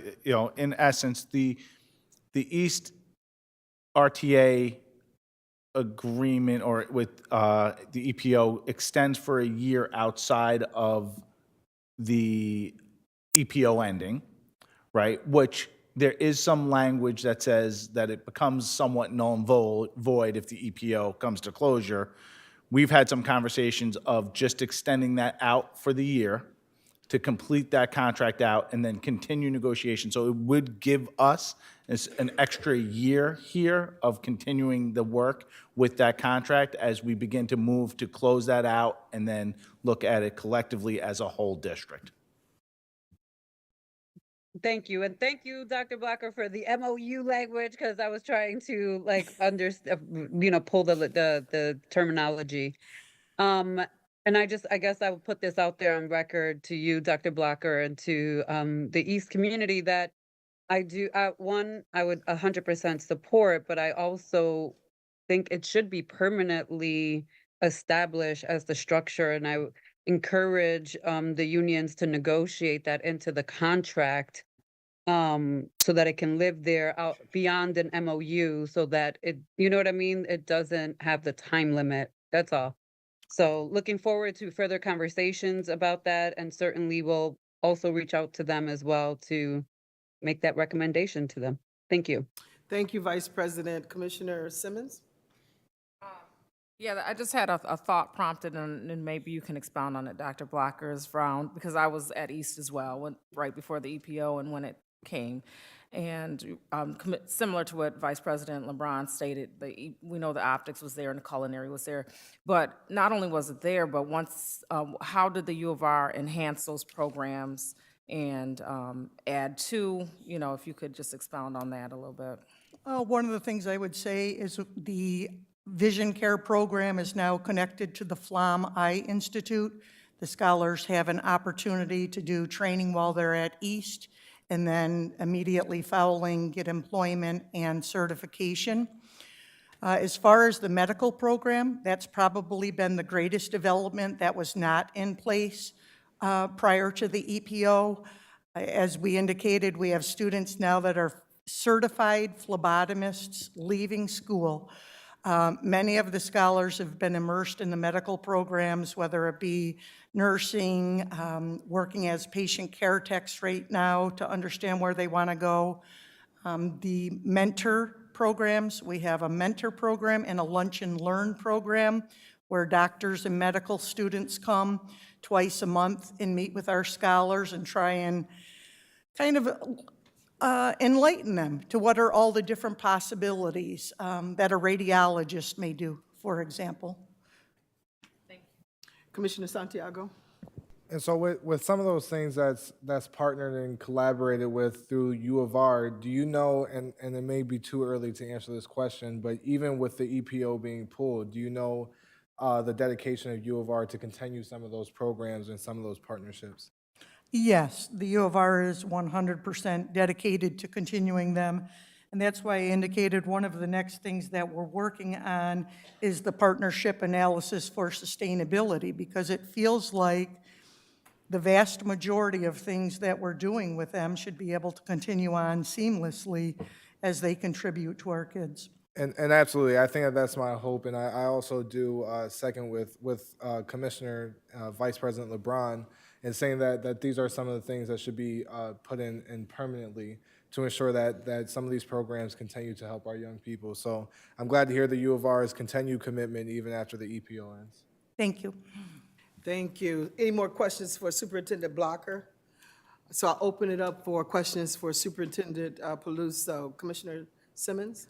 Just really quickly, I think it might have been slide, first of all, the Right to Read event. I was able to make it there after a meeting, and that was phenomenal. So shout out to the committee who dedicated themselves to bringing that out. We know literacy is necessary, and I cannot wait to see what we accomplish as a district around that. So I want to recognize and lift that. Slide 3, we talked about music education, which we know is a whole nother language and much appreciated. I'm relating this, but I've been hearing about ASD classrooms and music therapy and wondering if there's going to be a compromise there. No. So if the students receive services on their IEPs in an individual education program, they will absolutely receive those services. They will. So music therapy is not being discontinued at any schools? No. As long as it's on their IEP for music therapy, because music therapy is a service for a student with a disability, we will be delivering those services. We can't not deliver those services. I believe that, and I'm looking at council, because there were some contract questions that came into play. Perfect. And there was contracts that we had to kind of look at, and I don't want to get into that in public. Yes. Thank you, Superintendent. What I can add is that we do have obligations pursuant to an IEP, but for services that the district is unable to deliver ourselves and that we rely on other folks to deliver for us, those are subject to contractual agreements and negotiations and funding. The district cannot necessarily control what an external vendor does, so the district can control what it's in our ability to control. We cannot control the actions, decisions of an external a vendor. So that's the only addition I would give to that. Thank you. Thank you. Any other questions for Commissioner Santiago? Yeah, just a follow-up to that. Are there any initiatives or any pushes to try to create our own internal services like this? And I know that it becomes a touchy conversation due to funding and different conversations, but I know a lot of times we have to contract with places like BOCES and things like that. What are we doing to try to internalize some of these services? So, very good question. I believe we are, and I'm just going to let Chief Swan come up quick to provide some input on that. We're actually doing a comprehensive study. For that, we're looking and developing a cost analysis that I'll be presenting to Deputy Superintendent and the Superintendent in that area. Okay. Will that also be coming to the board or? Yes, absolutely. All right. I can't wait to hear about that. Any other questions for Dr. Peluso? Yeah, I have a question. Sorry. Commissioner Patterson? Yes. Actually, it's for our general counsel. So we can't control what vendors do, but we can decide whether or not we continue to do business with that vendor. Am I correct? Yes, we can. I mean, ultimately, any services that are pursuant to a contract, right? We have obligations, and so do the external party. But again, I mean, that's what you have with an agreement, right? It takes two sides to, again, cooperate, collaborate, and get it done. Again, we are not outside of the terms of the agreement. That the terms of the agreement are within our control. You know, anything outside of terms of the agreement, be it number of employees, be it, you know, whatever is going on in the business world out there, the district obviously cannot control. Thank you. Any other questions for Dr. Peluso? All right, hearing none, we'll move on to the consideration of resolutions, and we'll start off with the consent agenda, and I will bundle accordingly if everybody, all of my colleagues are okay with it. Excuse me, President Elliott, can everyone refresh so that they can see the unlocked resolutions that might be further in the packet? Sure. Thank you. Thank you. I'm sorry, can I just also add, I was having problems logging into board docs, but I do have the 48-hour packet, so I will have to vote off of what I have in front of me. And I also cannot look at the resolutions from board docs on the public side either. So I don't know what's going on tonight, but I just wanted to put that out there. So you are voting how, Vice President? On the 48-hour packet, because that's the only thing I have access to. Board docs is not letting me in, and it's not letting me see the public side. I don't know if that's an IT issue with my own laptop tonight, or the website, or board docs as a company, but I just want to let you all know, so. All right, thank you. Thank you. All right, any other questions before we start? All right, so is there a motion for resolutions seven? I'm sorry, President Elliott.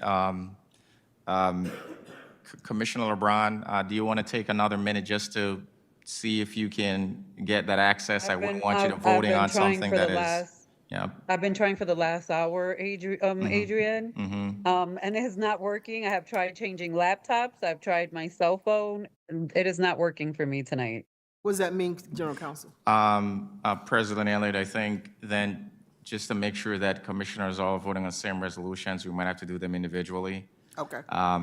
You know, just so President LeBron can hear each resolution and know what she's voting on, I think. Otherwise, you know, recording her vote might be problematic. All right. Thank you, and we'll be happy to do that. So we'll start off with, is there a motion for Resolution 727? Motion. Moved by Commissioner Simmons. Is there a second? Seconded by Commissioner, Vice President LeBron. Any questions or comments related to Resolution 727? Hearing none, all those in favor? Aye. Any opposed? Is Commissioner Malloy on, and is she casting a vote? Oh, okay, sorry. I'm looking at this other screen. Thank you. Is there a motion for Resolution 728? Motion.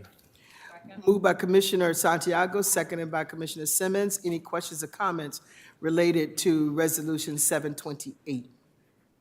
Hearing none, all those in favor? Aye. Any opposed? Can I get a motion for Resolution 729? Motion. Motion by Commissioner Griffin, seconded by Commissioner Santiago. Any questions or comments related to Resolution 729? Hearing none, all those in favor? Aye. Any opposed? Is there a motion for Resolution 730? Moved by Commissioner Griffin, is there a second? Second. Seconded by Vice President LeBron. Any questions or comments related to Resolution 730? Hearing none, all those in favor? Aye. Any opposed? Thank you, motion carries. Is there a motion for Resolution 731? Moved by Commissioner Simmons, is there a second? Aye. By Commissioner Griffin. Any questions or comments related to Resolution 731? Hearing none, all those in favor? Aye. Any opposed? Is there a motion for Resolution 732? Motion. Moved by Commissioner Santiago, is there a second? Motion. You mean second?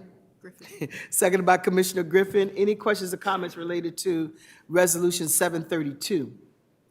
Hearing none, all those in favor? Any opposed? Is there a motion for Resolution 733? Motion. Moved by Commissioner Santiago, is there a second? Second. Seconded by Commissioner Simmons. Any questions or comments related to Resolution 733? Hearing none, all those in favor? Aye. Any opposed? All right, is there a motion for Resolution 734? Motion. Moved by Commissioner Simmons, seconded by Commissioner Santiago. Any questions or comments related to Resolution 734? Yes, President Elliott. Vice I just President wanna Brown? Thank you. I just want to congratulate all the folks getting tenure tonight, but especially Carrie Pecor. And so congratulations and thank you for your service in this area, especially in the grants. Thank you. Any other questions or comments related to Resolution 734? Hearing none, all those in favor? Aye. Any Aye. opposed? Is there a motion for Resolution 735? Motion. Moved by Commissioner Santiago, seconded by Commissioner Simmons. Any questions or comments related to Resolution 735? Hearing none, all those in favor? Aye. Aye. Any opposed? Motion carries. Is there a motion for Resolution 736? Motion. Moved by Commissioner Simmons, seconded by Commissioner Griffin. Any questions or comments related to Resolution 736? Yes. Commissioner Patterson? Yeah, just a question. Is this a new position and is this person certified? Not a new position and has the certification, yes, absolutely. Any other questions or comments related to Resolution 736? Hearing none, all those in favor? Any opposed? Is there a motion for Resolution 737? Motion. Moved by Commissioner Simmons, is there a second? Seconded by Commissioner Santiago. Any questions or comments related to Resolution 737? Yes. Am I able to acknowledge openly these appointments? Just after they're approved? Okay, I'll wait. Go ahead. Any other questions or comments? Yeah, Commissioner Griffin? Yes, for 737, this the one position, I think we just need to address that in the executive session though, but other than that, What position, what do you? Padilla High School. I'm sorry? Padilla High School, I think you can, Yes. without mentioning the name. So 737, you want to do, all right, so we will pause on 737 and vote on it after we have discussion in Executive session. executive session. I didn't mean that, I just want, okay, thank you. All right. President there was a Elliott, motion on the oh, Go ahead, Vice President. yeah, I was gonna, well, there is an open motion. I do think it has to be taken off Yes. and then just move forward to the next one. But I do have to say this piece because I know we're gonna discuss, one particular piece, but I do want to congratulate Eva Thomas on her moving into this position. I want to congratulate LaCasa Felton for being named permanently appointed for the principal position. and Anthony Rodriguez as well. So I personally want to take the time now because I know we will discuss it and vote on it, but by the time that happens, they may not be watching. So Right. congratulations. So I'm gonna take the Thank you. mic and I'm gonna do what I was trying to do because I didn't know I could do it, but thank you, Vice President. So shout out to LaCasa Felton, who is standing right here in the boardroom with us. I don't wanna play those games. Eva Thomas and Anthony Rodriguez. Thank you for setting that off for me. Thank you. And I also want to congratulate them as well. All right, Commissioner Santiago? Big congratulations to Felton. Congratulations to you. You definitely deserve it. And also Principal Rodriguez, who is an awesome leader. And it's great to see him appointed. Did we properly withdraw? No, Just, yep, so now just withdraw the motion. So do we need to make a motion to withdraw or just withdraw? Yep, motion to withdraw, So yep. motion to withdraw the motion. Motion. Congratulations. As I have made the motion. Commissioner Griffin, you want to second that? Yeah. To withdraw the motion? Yes. All right, okay. So we will talk about that, one part of that in executive session, and then we will officially vote on it. Yes. Is there a motion for Resolution 739? Motion. Motion. Moved by Commissioner Santiago, seconded by Commissioner Griffin. Any questions or comments related to Resolution 739? Hearing none, all those in favor? Aye. Any opposed? Is there, 738. what about it? I don't see a 738. There's no Oh, I see 738. it now. Coming up, okay. I have a 738. I was going to ask about that because we went to 739. Yeah, it's coming Out up. of sequence. Okay. Yeah. Is there a motion for Resolution 738? Motion. Moved by Commissioner Santiago, seconded by Commissioner Simmons. Any questions or comments related to Resolution 738? Hearing none, all those in favor? Aye. Any opposed? Is there a motion for Resolution 740? Did we Motion. vote for seven? Moved by Commissioner. Excuse me, wait, I didn't actually catch the vote for 739 because we were missing one. Did we all vote for that Yeah, one it was properly? me and Santiago. I had the motion, I did not have the vote on 739. I just wanted to make sure if that was clear. Yeah, Okay. well, let me just do it. Can I do that, Commissioner Council? Yeah, so all those in favor? Aye. Any opposed? All right, Now we're good. all right. So we're down to Resolution 740, correct? All right. So you made the motion, Commissioner Santiago? Yep. And Commissioner Simmons, okay, and so any questions or comments related to Resolution 740? Yes. I just trying to understand, I know these are amended, but it's not really clear on what actually the positions are. It just says that they're amended. What are we amending? So if you look in the amendment, it's telling you what is being amended. So for instance, Resolution 2022-23-565 on March 28, 2023, the amendment is the resignation date for Cameron Wilson from February 15th, 2023 to February 16th, 2023.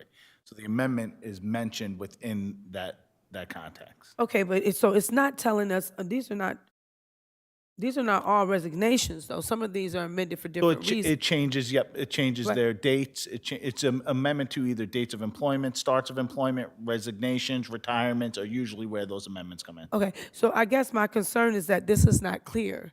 It's like scattered, different ones are different reasons. So I guess just having the clarity on what is actually being amended on these would probably help us, like in a group. Or am I saying something wrong or I'm missing something? I think it's clear because underneath it, I if you think it's scroll clear this to me, too. administrative content. You'll see the it's- rationale. Administrative content will give you a something? narrative. On the end. I think you want to see the position there, but I think. Yeah, I mean, think what is that- being, yes, yeah, thank you, If you President go Elliott. back to the original resolution, you could find that the position is noted there. To my point, I don't want to have to search for something when I'm looking at it. I think that should be forthcoming. So in the future, is there something that we can do to have that there? So right there? if you just scroll down a little bit further for me, Commissioner, do you see administrative content? No, Okay, so if you're logged into Board Docs, you would be able to see. I'm logged into Board Docs. There should be administrative content in the bottom that tells you the rationale as to why this is being amended. To President Elliott's point, can we have it clearly what this is being amended, rather, whatever it is, I would like to see the position that's being amended, I guess. But, I mean, that's something we can talk about, but I think that I should be able to see without going to search for it. I mean, for me, it would help me. Right. So it sounds like these are resolutions that were voted on, where the positions were already acknowledged. We saw them, we voted on them, and then there were some administrative technicalities in which we are now just revising it. So we have seen all of these and voted on them before, but you're saying, and I just want to make sure I'm hearing you, you're saying you'd like to see all of that captured here again okay. What it is actually being amended. I shouldn't have to go and dig for it. I mean, for me, I don't know if anybody else agrees with that, but I just want to know what is being amended. I want clarity on when I'm looking up something and going back to this day, what is it that I'm actually amending? I think we should be clear on that. That's for me. I don't know how anybody else feels about it, but I just feel like I should know exactly, and I can't speak for everyone, but I'm just thinking for myself. Or maybe I should look ahead of time and ask you guys to give it to me, so when I'm going through these amendments, I know exactly what is being amended. Maybe, I don't know. Yeah, so let me just ask a different question. So my question is, and I think that it was answered before, it has to do with, it seems like and maybe, and I think you gave me an answer before, but I'm just interested in knowing, why do we have all the amendments? I know I can't get it all.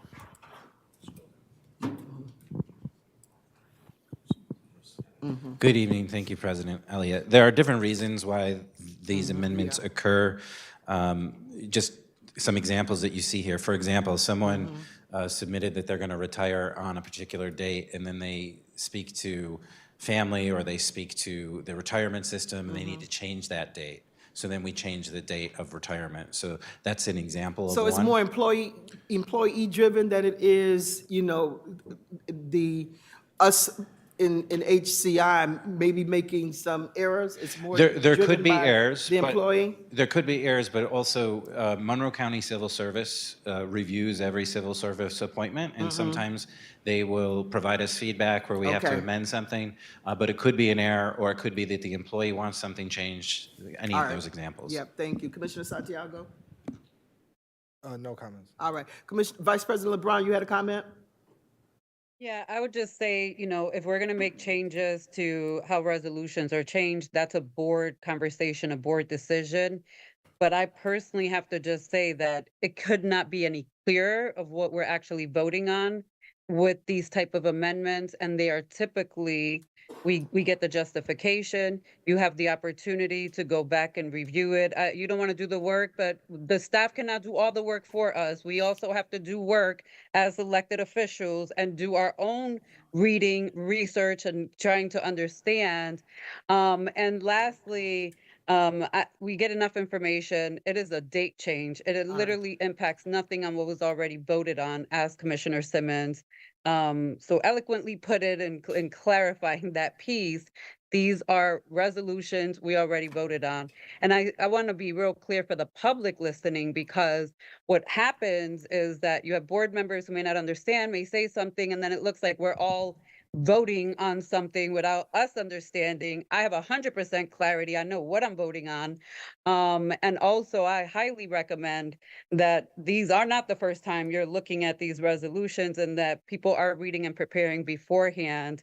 And I know for myself, when I do have questions like that, from reading in advance, that I can always reach out to So administration. I would just That's all. also, let me, in all fairness, what I would also share too is that we're looking at some of these resolutions that are about 2 years old. So nobody is going to remember exactly, the position. You've got some that's 22, year But 2022. President Elliott, it doesn't 2023. matter, because all we're doing is Yeah. changing a date. And like HCI, our chief of HC has mentioned, human capital, Yeah. when it goes to the civil service and they may pick home tooth it and say, hey, no, wait a minute, you are listing this date, but in actuality, the employee is not eligible or is eligible on this date. There's a bunch of technicality that goes into all of that none of us are experts in. That's why a civil service are the experts in their field, and they give even feedback to not only HCI, but also city government and county government and everywhere else that civil service employees exist, like MCC. So I just want to, it could be 10 years old. It doesn't matter. It's a date change. That's all that's being impacted in that moment. And 9 out of 10 times driven, in my opinion, by human error. And for those to come in 10 at a time when we have thousands of employees, that is a small, tiny margin of error, in my opinion.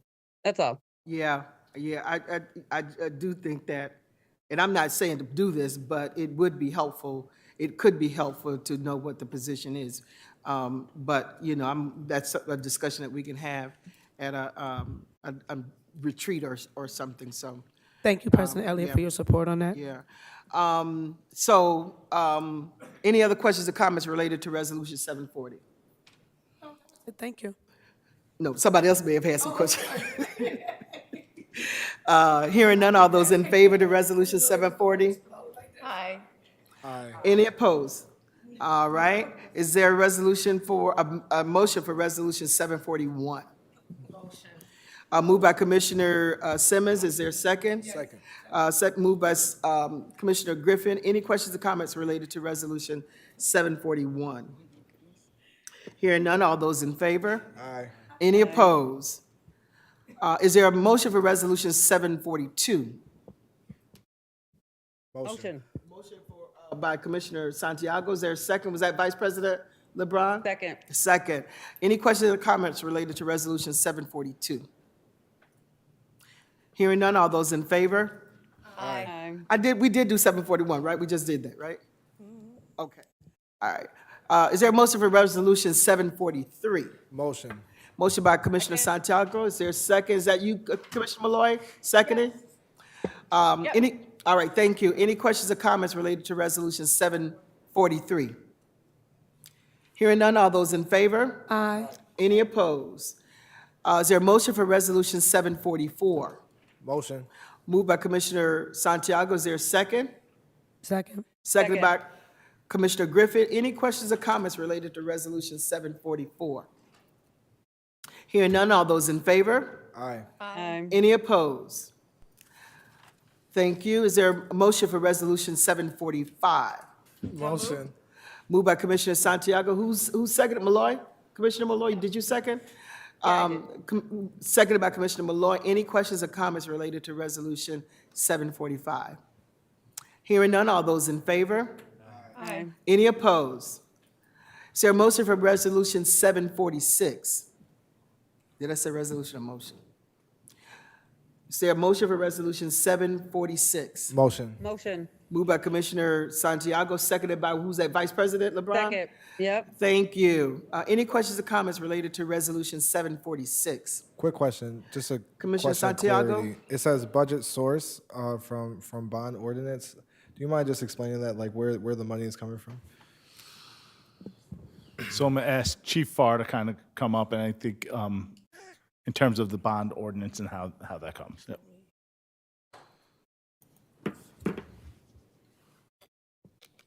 Yeah, so when we have a capital improvement program, and in the report I gave earlier, the finance report, we have a summary, kind of two categories of how we finance all these projects that we do. So we put $10 million every year in the budget, and we move it into the capital fund. So that's one source. The bond force, we package projects together, and we work through the city of Rochester. They issue debt on the district itself does not issue debt, and they'll do a bond issue, and it'll have all these projects, and we do that on a recurring basis as we need to get funds, and then those bonds that are issued, we take the cash, we do the projects, and then we pay for that debt service over time. Okay, thank you. Any other questions related to Resolution 746? Hearing none, all those in favor? Aye. Any opposed? Is there a motion for Resolution 747? Motion. Moved by Commissioner Santiago, seconded by Commissioner Simmons. Any questions or comments related to Resolution 747? Hearing none, all those in favor? Aye. Any opposed? Is there a motion for Resolution 748? Motion. Moved by Commissioner Santiago, seconded by Commissioner Simmons. Any questions or comments related to Resolution 748? Hearing none, all those in favor? Aye. Aye. Any opposed? Vice President, did you give us your vote? Actually, I've missed her on the last three. I've just recorded her not present at vote. Okay. Yes, yeah, correct, Anissa, thank you. I'll jump on in a few minutes, sorry. Okay, all right. All right, so we got 748? All right. So is there a motion for Resolution 749? Motion. Commissioner Santiago, seconded by Commissioner Griffin. Any questions or comments related to Resolution 749? Hearing none, all those in favor? Aye. Any opposed? All right, is there a motion for Resolution 750? Motion. Moved by Commissioner Santiago, seconded by Commissioner Simmons. Any questions or comments related to Resolution 750? Hearing none, all those in favor? Aye. Aye. Any opposed? Thank you. Is there a motion for Resolution 751? Motion. Commissioner Griffin, seconded by Commissioner Simmons. Any questions or comments related to Resolution 751?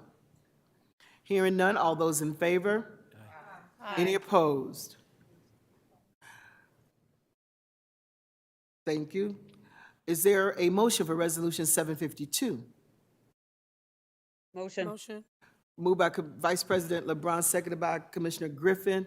Any questions or comments related to Resolution 752?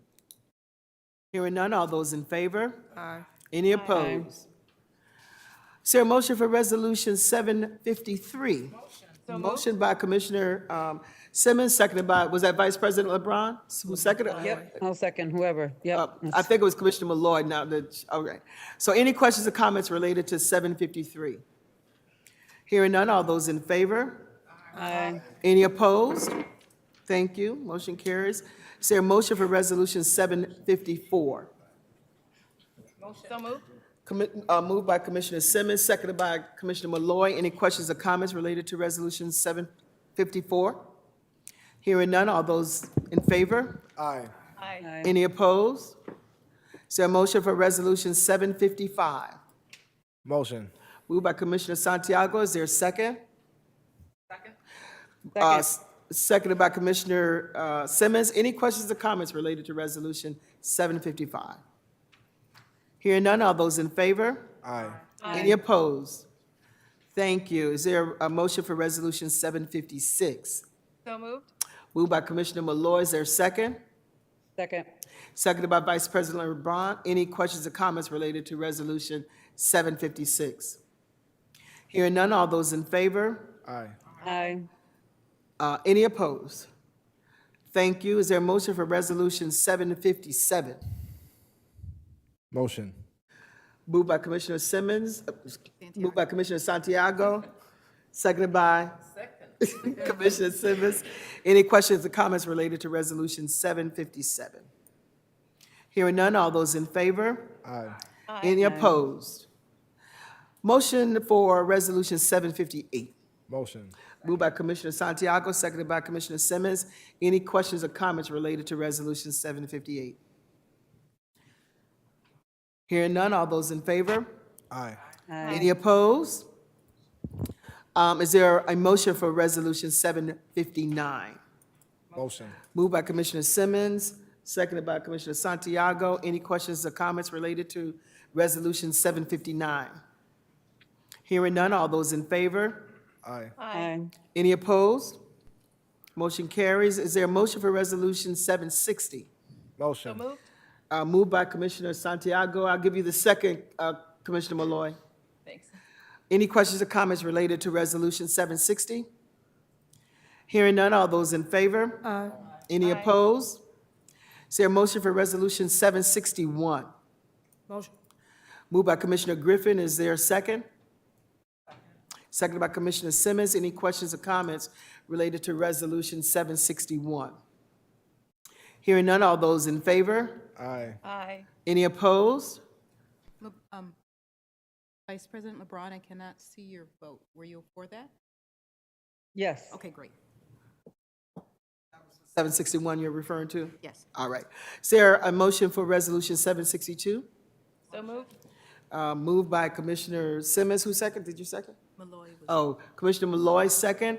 Any questions or comments related to Resolution 762? Yes, I do. Commissioner Griffin? This is in reference to the presentation we had recently about biology, correct? What other entities or people came up to express or give us information on the biology structure or curriculum? This is the only one we've seen, correct? Was there another one that I'm missing? From what I saw, I'm sorry. Go ahead, Superintendent. You So got this. so in the executive summary, there is a selection process that went through for for the curriculum choice, right? So we go through a process before we bring forth it to the board. So there are other vendors, other products, other things reviewed and evaluated by a committee prior to making a recommendation.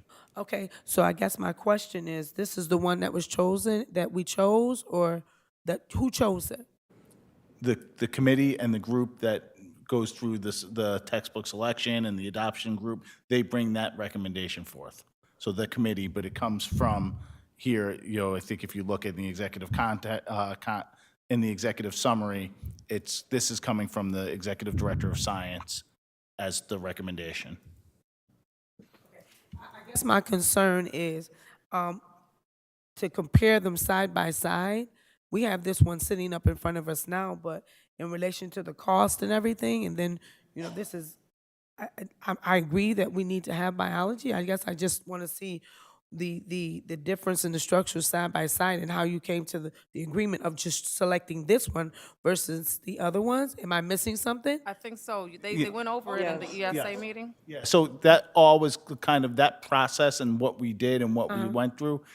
We went over in ESA, right? But I also think that is the job of that committee to kind of look through, do it, look at vendors. We did the same thing when we have an ELA curriculum. We have a process, an RFP process, then a process to review materials, and then they go through, and then we have the educator experts look at it, we have teachers look at it, we have content directors look at it, teaching and learning looks at it, and then the recommendation comes forth. Okay, Deputy Secretary, you wanted to say something to me, right? No, I was just going to let you know that we also had the curriculum materials available for multiple days for any individual to come observe. Our executive director for science, she sat in that room, was ready to come and explain everything to individuals, but no one individual can make a determination as to what the best curriculum resource is. But this is the one that came out on top as compared to all of the other materials, the instructional materials. And based on New York State regulations for education and everything? Yes, next generation science standards. Okay. President LeBron? Okay. Thank you. So much. Yep. Vice President LeBron, did you have a question? Your hand is up. No, I just wanted to just clarify that the district does have a process, but the superintendent took care of it. I just want to be mindful as things are questioned or stated and they're not factual or they cause further confusion to the community also watching, that we start correcting and misinformation, because I'm so sick of it. So that's all. But they took care of it. Thank you. Any other questions or comments related to Resolution 762? No, thank you, Dr. Peluso, for clarification, and I appreciate it. Everybody has to learn. Thank you. So, all those in favor? Aye. Any opposed? Aye. All right, is there a motion for Resolution 763? So moved. Moved by Commissioner Malloy, is there a second? Second.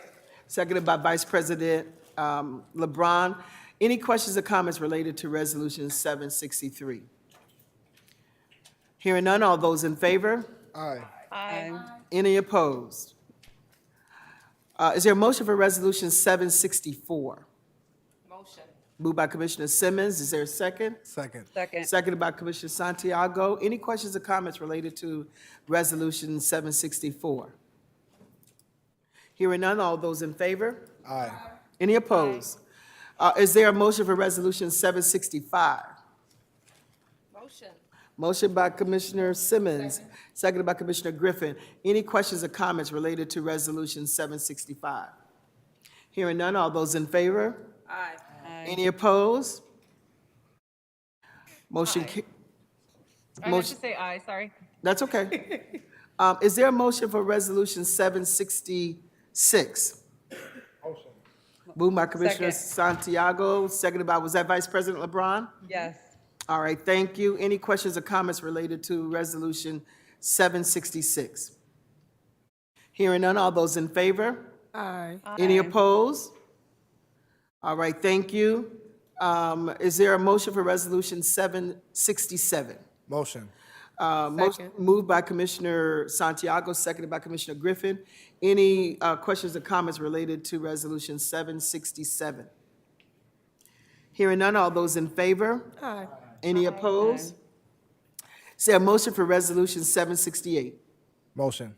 Moved by Commissioner Santiago. Second. Seconded by Commissioner Griffin.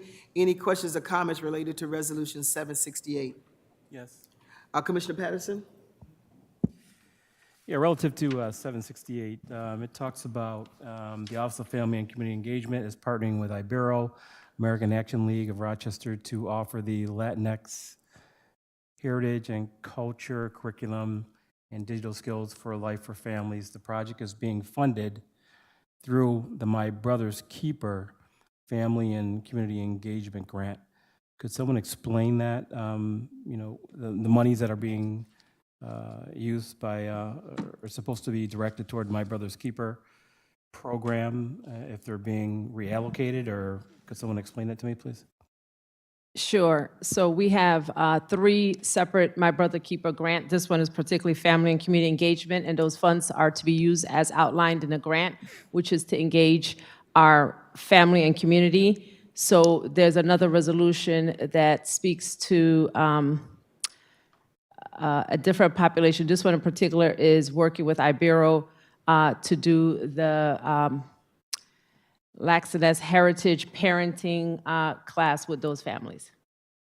Okay, you said, so My Brother's Keeper's money, it goes to 3 separate areas? 3 separate grants. 3 separate grants? Yeah. Okay. Is there any way I can take a look at that? You can send me copies of those grants so I can read through those and review those? We could put that in the question log. We'll take in the question log and look at it to answer. Absolutely. Thank you. I do have a question about both of those. Are they the same grants? They look like they were very similar, Resolution 768 and 769. Yeah, we're going to mention, one is a duplicate. All right. So we can omit 769 because a duplicate of 768 was an error. Okay, thank you. So, any other questions for Resolution 768? Hearing none, all those in favor? Aye. Okay, and so you all withdrawn? Making a motion, asking to be removed, 769. Removed? Yep. That's a duplicate? Is there a motion or anything? or Motion, just take it off is the there a table? motion? Do we need to do a motion for that? A motion to withdraw. Yeah. So can I get a motion to withdraw Resolution 768? You move, Commissioner Griffin and Commissioner Santiago second. All those in favor? Aye. Any opposed? Thank you. So we'll move down to the facilities modernization. Is there a motion for Resolution? Motion. 770? Moved by Commissioner Santiago, seconded by Commissioner Simmons. And I think I do have some questions with regard to that, to 770. Let me just take a look. No, I think I read the summary, and I've already asked you the question about that, Superintendent Peluso, so I think I'm all set with that one. And then, so any other questions on Resolution 770? Hearing none, all those in favor? Aye. Any opposed? Is there a motion for Resolution 771? Motion. Moved by Commissioner Santiago, seconded by Commissioner Simmons. Any questions or comments related to Resolution 771? I do have a question about this. So the 29 million is the complete local share for this phase? Or am I misreading that? Around 4. on It's that one. 29, but as Vice Chair of the Joint School Construction Board, I'll have Sean answer that question. Okay. Yeah, so as part of the FMP Phase 3 process, the state requires the district to approve a resolution to a maximum of local share over the life of the project. This project is scheduled to go through 2031.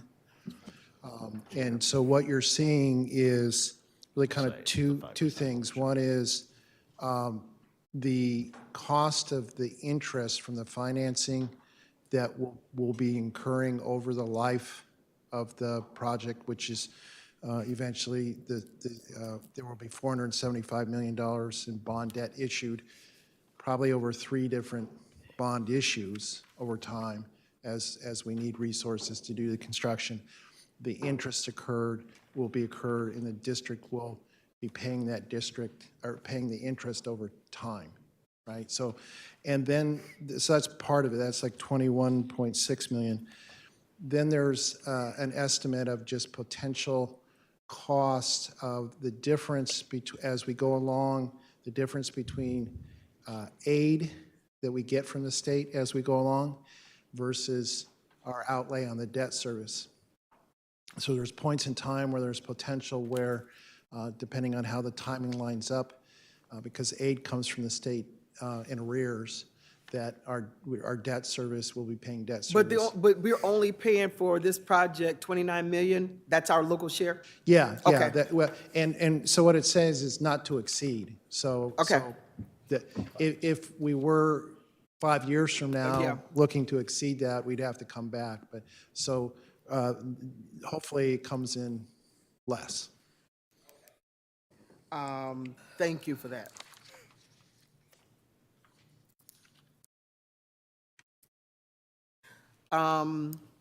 So any other questions with Resolution 771? Hearing none, all those in favor? Aye. Opposed? Thank you. Is there a motion for Resolution 772? Moved by Commissioner Simmons. Is there a second? Second.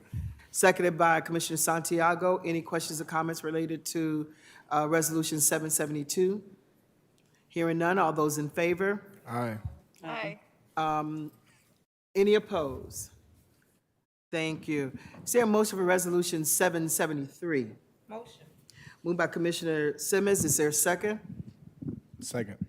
Sec- I'm sorry, before you, I'm sorry, my apologies, I was premature. I'm sorry, you need a second. Yeah, so did you second?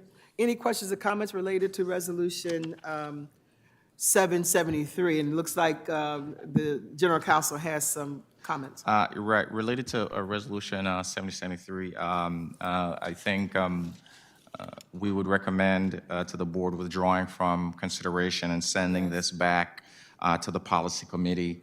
So that's our recommendation to the board. This one needs a little more work. It involves conditional appointments and some terms and conditions, related to that. So we want to do some more work with our Labor Department to make sure that we have the right language in there related to these conditional appointments. Yes, because I did have some questions about that. So do we need to withdraw this motion, and then how do we? So just a motion to send, so my recommendation is a motion to send the conditional appointment back to the policy committee. It in Oh, effect okay. acts as a motion to postpone. Yep. All right, so can I get a motion to send the conditional appointment and emergency conditional appointment, student safety policy 9260 back to the policy committee? So that Motion. means that we don't have to withdraw the other motion that we made? No, because this, it actually Okay. takes precedence, so Gotcha. we're doing some fancy, I some know. fancy motion work here. Above that we my don't pay want to do. grade. Commissioner Santiago is motioned it, seconded by Commissioner Simmons. Any questions or comments related to the motion? Hearing none, all those in favor? Aye. Any opposed? All right. Is there a motion for Resolution 774? Motion. Motion, who made the motion? Vice Vice President LeBron, who's second? Second by Commissioner Simmons. Any questions or comments related to Resolution 774? Hearing none, all those in favor? Aye. Any opposed? I don't know if I heard everybody say either aye or nay. So Aye. let me do it again. Aye. All those in favor? Aye. Any opposed? All right, thank you all. Is there a motion for Resolution 775? So moved. Moved by Commissioner Malloy, seconded by Commissioner Griffin. All those in favor? Any opposed? All right. We have the medical compliance report that's here for, do we have to do anything with that, Superintendent or Council? All right. So we'll go down to unfinished business, and I'm going to have the General Counsel also to weigh in on this, but it does look like motion B and C are still locked. Should they be unlocked? They should be unlocked. The board will have a decision to make tonight if the board chooses to act. This is related to, the board just approved via Resolution 774 the updates to the bylaws. Connected to that update is the process for selection of the parent and student representative. The board essentially has two options, two decisions that were delayed from a prior meeting. One involves what the process will be for the selection of the student representative. Can I just interrupt you for 1 second? Just a second, President Elliott. Am I supposed to be saying something here, or is he supposed to be saying Well, something? I'm not clear about the unfinished business part, so I guess that's why. Absolutely. I know you got a part of it, Yeah, but I don't just know want to who. make sure that we are not overstepping. No, I don't know who else has a part of this, so I Okay. wasn't clear about This is- that. This unfinished business part is part of The total part is policy. yours? Yes, it's part of Yeah, policy. but I wasn't clear about that, And, so. and he would basically was going to address what we just got through speaking about, which was 9260 is what, right? For the one that you were supposed to withdraw? That has been acted upon, Commissioner. I'm giving some clarification on, I'm giving some clarification on the unfinished business, and I will turn it back over to you, if that's I okay. just want to be clear. I just want to be clear. Yep. Okay. All right, go ahead. So the board delayed a decision related to the student representative and what that process is. The board agreed that interested students must be in grades 8 through 12 and in good academic standing and are on track to graduate. What the board did not decide upon is exactly what the process should be for that person to apply and whether that should be the same as the parent representative process that the board has already established. And the board did not decide on whether the student must, in fact, join SLC before their tenure or school year is up. So the pending, the unfinished business relates to there are two options in front of the board tonight, if they so choose to act. And one is a motion to adopt the parent representative process, the same application process, with the student being required to join SLC before their year is up. And the other is to adopt the same parent representative process, but without the SLC requirement. And I know Commissioner Griffin has some thoughts on that, so I will turn it back over to Commissioner her. Griffin? Okay. Now, for clarification for me, which one, A, B, or C, which one are we focusing in on? Well, my recommendation is to, as the Black representative said, and I totally agree. I think that we should, in order for us to reach other children and students, I should say, and get them involved in SLC, I think that we should have a presentation by SLC. I think that they should come up and do a presentation like we do with other things like we did with the biology. I think that we need to give more information to the public, give more information to the parents and to the students. And also, I do believe that we need to, as I've said before, we have other organizations that are also out there. I just want to ensure that we are addressing everybody first before we make a decision stating that they must be in part of SLC.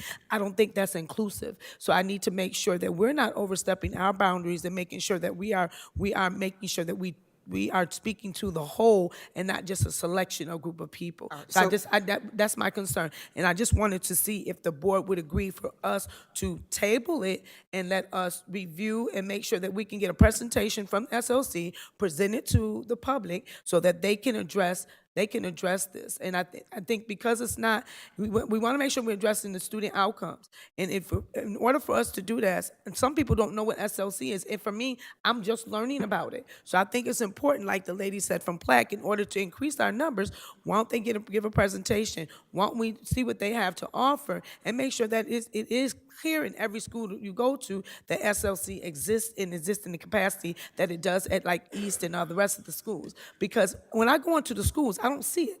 So I don't see it. So I don't know if the kids see it either. I don't see the representation there. So I think that I think to make sure that we're addressing the student outcomes and that we're addressing the whole, I was asking for the board to table this into the next policy meeting on June 4th, where we can have SLC come in and make possibly other student organizations to so that we know who is out there in the city of Rochester. So- that is just a recommendation from my behalf. All right, so I'm not clear. So what is the board discussion number 8? What is that? What do we? The discussion related to the board just unanimously adopted the changes to the bylaws. Within those changes to the bylaws, it includes a student representative a process. What the board is deciding on tonight is what that process is and what are one of the requirements for the process. All right, let me just, so do we need to vote on anything tonight? That is right. The board has the resolutions provide 2 options, right? Both options include the board adopting the same process for that student representative as exists for the parent representative. One of the options requires that the student also must join SLC before their tenure school year is up. The other option does not include the requirement that the student must join SLC. So, B does not involve that requirement, and C involves the requirement that the student join SLC. So the two questions before the board is: are you adopting the parent representative process? The same process for the student rep as you have for parent rep, and will you have a requirement that the student be join SLC, or will you not have that? And as Commissioner Griffin offered a third option, the board could decide not to take any action tonight if the board so chooses. All right, let me open it up so that I'm not sure that there's some conversation around this so that I could be clear on what's happening. Any questions or comments related to this unfinished business? We'll start with Commissioner Patterson. Yeah, I think the issue for me is the must. I don't think anyone should be forced, to join any group, especially a student. So I think that, and from reading through these things, that's the key word for me. Do I think that it needs some more discussion? Absolutely. I think that, we should, have a discussion around it, even if it just, goes back to committee. Thank you. Commissioner Santiago? Yeah, I think that, when the president of SLC was here, he made it extremely clear on the reason why behind that language. And one of that was for support, to ensure that whoever is in the committee or standing in the committee as a student representative is so that they can have the support of other like-minded young people. But then also to as we speak about SLC, and we've heard many comments beyond all the weeks, from some of our commissioners about the SLC not being diverse, the SLC not having enough students in it. I mean, this is an opportunity for us to open up the door for that. And so the Student Leadership Congress recommended that is something that is put in the language. And so I'll personally support what the students are asking for, because this is the student voice. And so that's where I stand. Thank you. Let me just go up to the Zoom. Vice President LeBron? Yeah, I also, I'm going to publicly apologize to the SLC for the conversations that took place in that previous policy meeting. Totally inappropriate, especially because we're here for students. That is our primary reason. So to challenge, especially adults to be challenging students who are doing this for free, because they're not paid board members, they do this for free. They're elected by their peers, and they take the initiative and the desire to want to represent their schools and the student body. That should be applauded. In fact, we all sort of have taken a similar path by running for office to represent our communities. And clearly, I can't represent every single community member, but certainly represent the community members who got me elected and supported me. There are folks who will claim that I voted for you. They didn't vote for me, and that's okay. Nobody has to vote for anybody. But the fact still remains that we're still elected to represent the general public and their best interests, just like the students at the student SLC. As a parent in this district for more than 20 years, and now a grandparent in this district, SLC is not a new concept to me because I know our school, I know our systems. And that's what happens when we get elected who are not from this school district or this system or the public education system. There are things like gaps of knowledge and information that you're bound to have. So I will say this, I 100% stand with the students. And as Commissioner Santiago stated, David, our student rep, is elected to represent the voices of students, and students all have the option. If they're not familiar with different opportunities to get involved, that's one conversation to have, and sometimes that is a conversation to have at the building level, right? Sometimes administration, sometimes it slips through the cracks and they're not pumping out that information to the students. But clearly, if there's a gap, wherever that gap is, the district, and I expect the administration to address those gaps. But that does not mean that that gap and that sort of drop in the transition, if you will, falls on students. It's not their job and their role. They're here to learn and to get the best opportunities available to them at all aspects of their education from pre-K to high school and beyond. So with that, I fully support it. And I don't care if it's 100 students, 10 students, or 10,000 students. Student voice is student voice.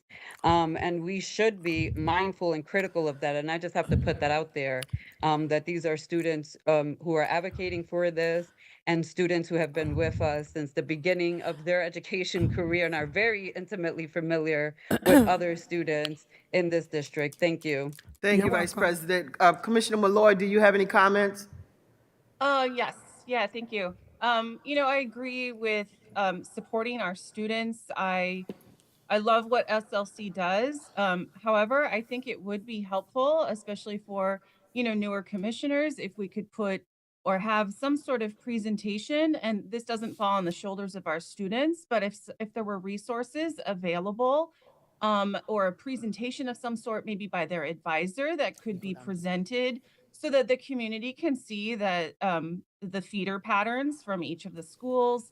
I think that things would be clearer for a lot of our commissioners and just for the public in general. And I don't see anything wrong with being as transparent as possible, but I wholeheartedly support everything that our students do. And I'm really proud of our student rep, and I love watching them work.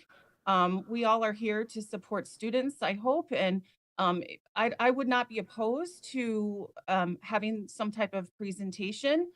Some of us have been able to attend SLC meetings, but I know there are a lot of new people, and I just would love those resources to be available. Some sort of graph with a feeder pattern from each school, and um, just to give the public a better understanding as well. So thank you. That's all I have to say. Thank you, Commissioner Malloy. Commissioner Simmons, you have some input? I think this is a robust conversation. I'm gonna plead the fifth right now. Okay, all right. Commissioner Griffin, you have some more input? All right. You were leading it, so. Oh, sorry about that. I thought, yeah. Well, this part is the meeting itself. But this is still discussion about the policy, right? Yeah, So but- that's why I'm saying I'm supposed to be doing this part. Yeah, you. I'll go. Yeah, I just want to say that also when it comes to having the knowledge for SLC and what happens in SLC, I think that it's on the role of the commissioner to decide whether they want to get involved and really learn the true process and the true system of that, or if they don't. And I've been on the board for 4 months now, and within my first 2 months of being on the board, I had already presented in front of SLC, heard SLC, met the president and everything. And so I think that the ignorance and the ununderstanding of SLC altogether is a personal choice because us as board members do have access to SLC. And I'll also like to say, you know, because I wasn't able to address it, but the way that our student president was treated at the last policy committee meeting is definitely something that cannot be accepted and cannot just be passed by. The SLC students do volunteer. They do put in their time, even after school, even after athletics, even after dealing with life, to put in this work. And to be rudely treated by a commissioner is extremely not okay. And it's something that I definitely want to publicly put on record and talk against. Thank So you. let me say, Ready to let say me- something because you don't direct anything Yeah, towards Commissioner, yeah, commissioners as a whole. That's not what this is Say your about. name. I But didn't this say is your not name. what this is about, and this is the problem.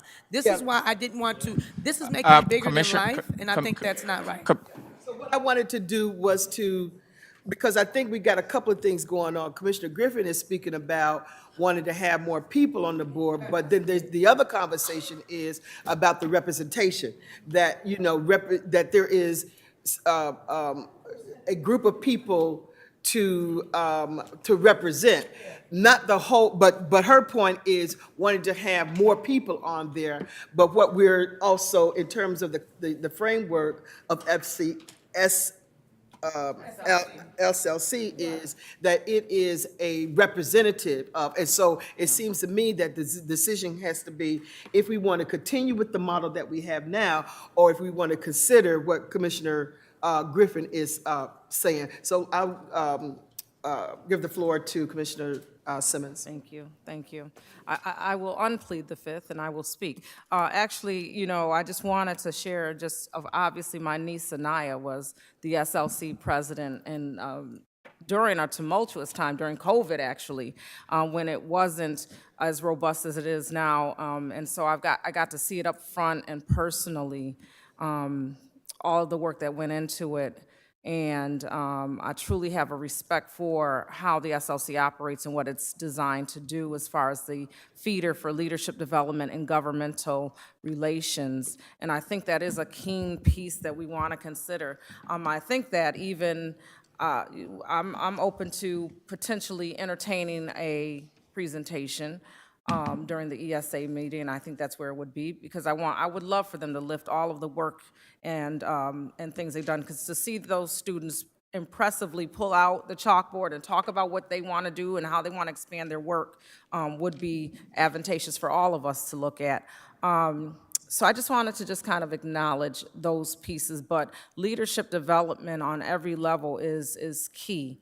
And I think it also could serve as a recruitment for other students and an incentive to do that. So yeah, let's have a conversation. So I want to continue to point out that the issue is whether we want to continue with the representation model or to what Commissioner Griffin is talking about is bringing more and more people on there. So I think that's where the decision has to be. Now, I don't have a problem with the presentation, but the presentation may not necessarily satisfy what Commissioner Griffin is espousing. So I just want to put that out. But am I wrong, Commissioner? So what I'm saying is basically what Commissioner Simmons is saying. We're trying to recruit for SLC, and then that's why I said table it. Let's do the presentation, and then we can vote on it. Then this is what I'm saying. I'm not saying that I'm trying to disregard SLC. I want to involve other students in other organizations that go to school in within the city RCSD. And I don't think I'm saying something wrong. I never want to quiet a child's voice or a student's voice. I've never done that before, and I respect. Well, then the I public should look respect at the voices- April 9th I policy respect the committee meeting. voices Look at of the April 9th children. policy That was committee your meeting and meeting. see what she's talking about, because that's not true. No, She stop, disrespected stop. the No, president of SLC, Okay, and it we has got to be it. talked We got about. that. She's trying to act like she No, didn't do but it. that's Look at okay. the April 9th policy committee meeting, and you guys will see. Point of order. Point of order. Come on. Yep. So, listen. I'm just trying Yeah, to express yeah, my. yeah. But I'm still talking, President Elliott, before he Co- interrupted me. Commissioners, you have to be recognized Really, by the chair to honestly. speak. But I was talking, and then he interrupted me, and I just want to say, I want to make it very clear. I respect the student voice, and respect goes both ways. I am also a parent and an adult, and I feel that the disrespect was across the board in reference to the way that people were talked to, and pointing out commissioners when they were listening to them. So at the end of the day and beginning of the day, I'm going to go back to what I was stating before. I want to make sure that we are being inclusive, and the way that we do that is we address the other parties in different organizations that are relevant to our students. That's all I'm saying. Yeah, I'm not saying that right. SLC is just one group. So I just want to make that clear to the public that I in no way, and everybody that knows me for the years that you've known me, will no way silence a child. No Watch the way April silence 9th a meeting. student's You're voice. lying. And here Watch again, the this April gentleman- 9th meeting. Yeah, come on No, now. because it's not the truth. Commissioner The community, Santiago, the you do public have to be can look at recognized the to April speak. 9th meeting. When she cut off David, when she cut me off, Now, when she cut all those Commissioner people off. Santiago, you do have to be recognized to speak. I gotta, am I, do I President need to Elliott, end the can I- meeting? President Elliott, can I make I'd a? rather you end it than Commissioner sit here and Santiago, watch her please. lie. No, You can stop end it. it. Can I make a No, we can I gotta make a go to the- suggestion? President Elliott, so far I've heard Commissioner Griffin wishes to delay, Commissioner Malloy wishes to delay, Commissioner Patterson, I believe that was indicated a no. Commissioner Santiago's a yes, Commissioner LeBron is a yes. I'm not sure what direction Commissioner Simmons or yourself wish to go on this. I was trying to get some clarity about this, and listen, things have happened, they've been addressed, we gotta move on, we gotta take care of the business of the district. And so this stuff is making us look back, what superintendent wants to come in here with this? Right. We gotta think higher than just this stuff. I think Doesn't it- make sense. I think Let me it's go to Commissioner, Vice President LeBron, this doesn't make sense. We gotta think higher.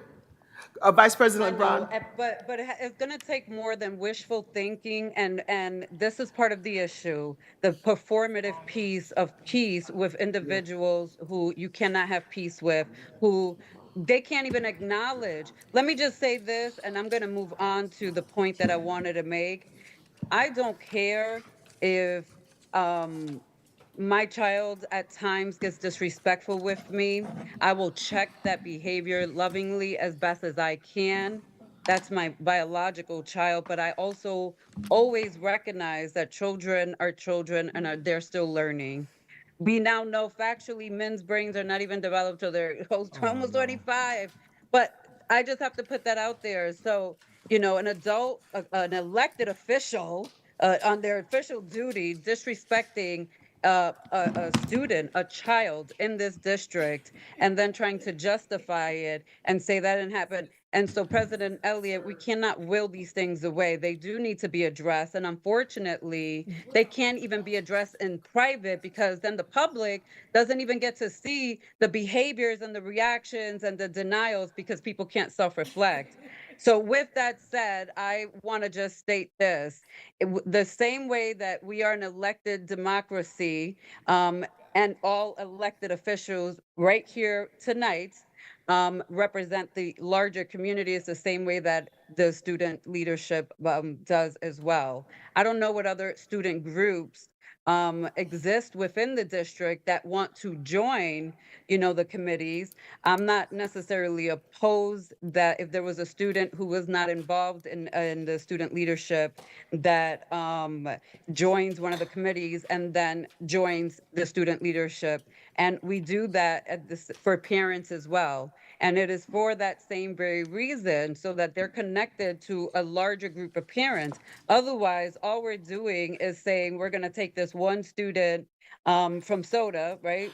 and put them on the finance committee, but then that student is not having conversations because they're not a part of student leadership with students that are representing all the other schools in the district. So we do the same thing with the parents groups in terms of their bylaws and their processes.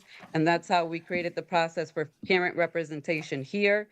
Any parent can apply, but we do ask them to join one of the parent leadership groups so that they stay connected and have a better sense of where the collective of parent voices, not singular parents, wants the district to go or wants the advocacy to go in that way. So with that, I would support not just the student voice, but I do think that they were comprehensive in their process of how to set this up and looked at these practices that already exist in the district.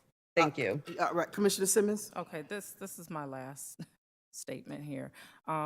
One of the last SLC meetings I was able to observe, again, I was very impressed because I was watching the students' active engagement around recruiting additional students throughout the district. They were identifying feeder patterns, if you will, to bring those students in from the various schools. So the representatives that are currently on would go out and how they would elevate and lift their voices. So I would love to give them the opportunity to present some of the things or strategic planning they have in the path.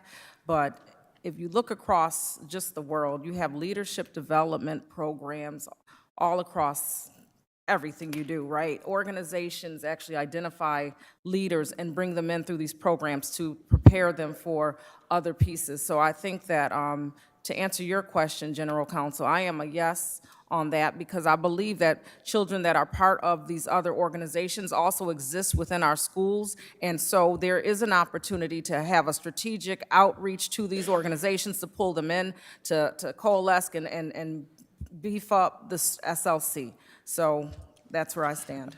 Thank you very much. And again, it just for President Elliott, the question before the board, right, is one, what that process is, if it's going to replicate the parent rep process, and I think that is uncontroversial and all the members are in agreement. The second piece of the question is whether the student would be required to join SLC or not. So, and I think that is what's being debated. So I have so far 3 yeses, 1 no, and 2 delays. And so that's really the question before the board. Does a student have to join SLC or no or delay? And I have so far 3 yeses, 1 no, and 2 delays. So I think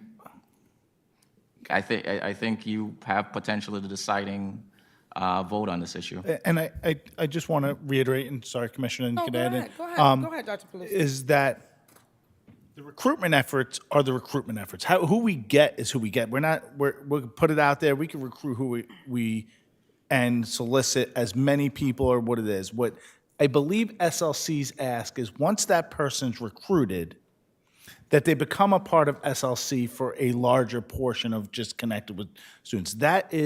That's the answer. Not that you have to be an SLC person to be part of a committee, that once we go through with the recruitment efforts, that person becomes a part of SLC because SLC represents all schools and all things, right? So that's where the ask is for it. And it seems like we're around a lot of different issues, but that is what I remember the president of SLC saying, is that they don't want to limit any sort of recruitment efforts anywhere or anyhow. They just would like them to be part of the SLC organization once that happens. Okay, and what I'm saying is that I'm not saying that SOC is a bad group, and I just want you to understand what I'm saying. I don't think it should be a must that student join SLC. I just don't think that should be. I think that the kids should have that they should have the right to join, to be part of the committee and not have to join SLC. I just don't think that you don't. So that's all your I'm saying. position, yeah. Yeah. So let me, that's all I'm saying. yeah. So let me, yeah. So everybody's got their position. So let me just, because I'm totally confused. Because what about the SCL? There was conversation around more than just the people who are there now to participate, right? So that was a conversation. You know, so as opposed to just being a representative body, there was conversation about adding more people a part of it. So that was one conversation. So, because I'm trying to get those things straight. So what are we voting on? Are we voting on? The only question before the board just updated the bylaws. The Okay. bylaws includes a change that there will be a student rep on each committee, and So the so question you're now is whether deciding- they should be in SEL exactly, or not. SLC, Okay, right, all exactly. right, That's okay. the question. That's really the only question. Yeah. So, but they don't have to come from LC. But they just have to join SLC. at some point. Join at some point. You're right. And what's the rationale that the SEL is? The SLC, I SLC think is Superintendent, suggesting. I think Superintendent Palusa just indicated it. They are really the representative student body for the district. And if that person is going to have the most impact and connect with the most students, then it is important that they are a part of the SLC. I don't think you have to be limited to just being an SLC member. You can be a member of Teen Empowerment and SLC. So the question before the board is whether that student would have, at some point, join SLC. All right, Commissioner Patterson. And I don't want to say anything because we were beating this up, but control. That when I think of this, when I think of the word must, that's a control word. And like these other groups you're talking about here, why shouldn't someone from another group be able to be representative? You know, let's even an idea, have them poll themselves, the students. Very simple. Let them make their own mistakes. Let each school, high school or whatever it is, make those decisions for themselves. So we have to make the decision for them as a board. If they want their representative to be part of this group, then that's up to them. But if they say, no, we don't want to be a part of this group, then that's their decision. But to force them and say, you must, for a student, that's a controlling word. And we shouldn't force them into doing something that they don't want to do or be a part of. How does the parent representation function now? Do they come through the parent leadership groups, or do we appoint them? How does that process work? The board. No, go ahead, John Council. So I'll just give you the quick bullet points. There is a presentation that the board reviews the application to ensure that the applicant is a parent or legal guardian and not employed by the RCSD.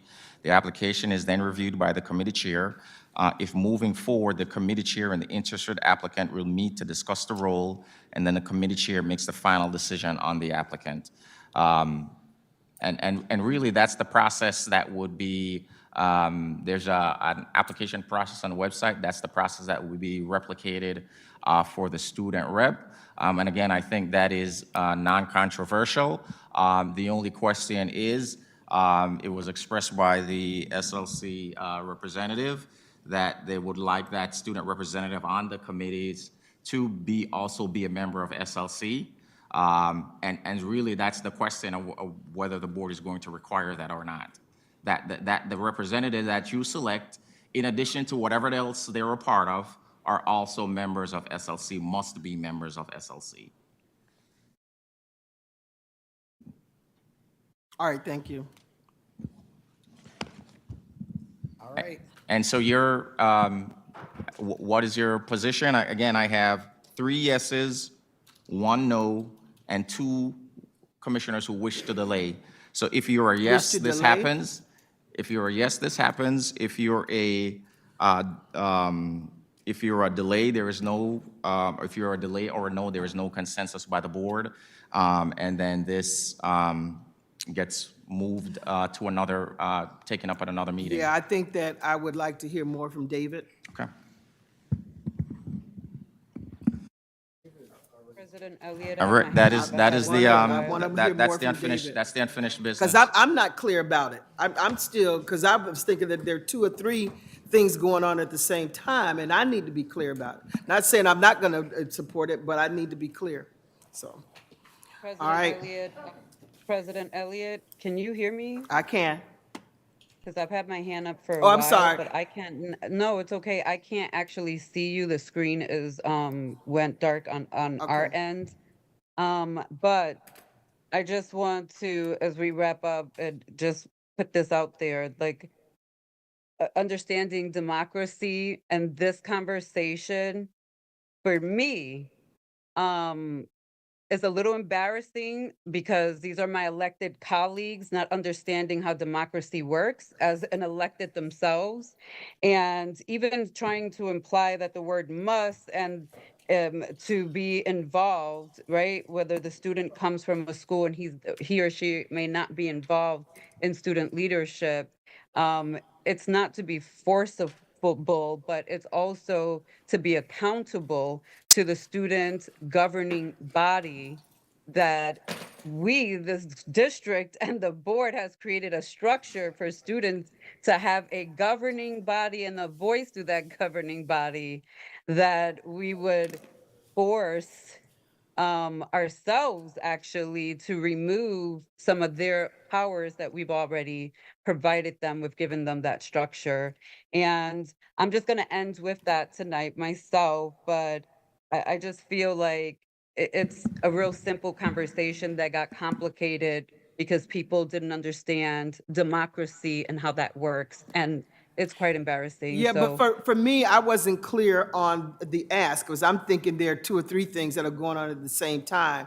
So part of the discussion for me is to figure out what it was that we were going to recommend, but what were the different sides. So so that's why I'm voting, my position is to delay it because I'm not clear about it. Now, you just brought up another point, Vice President, about maybe the language may not be must, but maybe recommend or strongly recommend or something to that effect. So that's what I'm trying to get my head around to understand the language. So we will bring it back when? The board can pick whichever date it so chooses, and I recommend picking a specific date. Yeah, Superintendent? So, but what I hear some people saying is information about Student Leadership Council. So, bringing it forth on the 4th and not having that information, the last thing we want to do is experience this again, right? So, in this conversation. So I would think that we would want to make sure that we had either some information from Student Leadership Congress or David, the Student Leadership Congress rep here, something before I just don't want to put ourselves on the June 4th date and then not have those things in play. That's all. So we can make a determination in terms, once I mean, David we've had a conversation with David? So the board staff will connect with David and then expedite, as soon as possible that information and decide on a time that can get it to one of the agendas, one of the meeting if we put a agendas. date certain out there and we don't achieve that, is it okay to amend that date? So do we have to amend that date certain? at that point? Absolutely. The best practice is to pick a date certain, because if we do not, then the potential resolution is in limbo.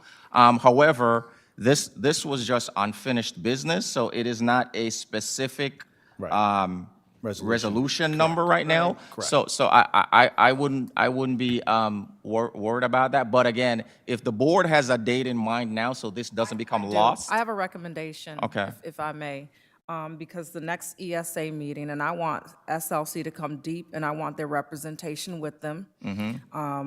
And I would love to, if they're able, on May 14th at 6 p.m. is the next Equity and Student Achievement Committee.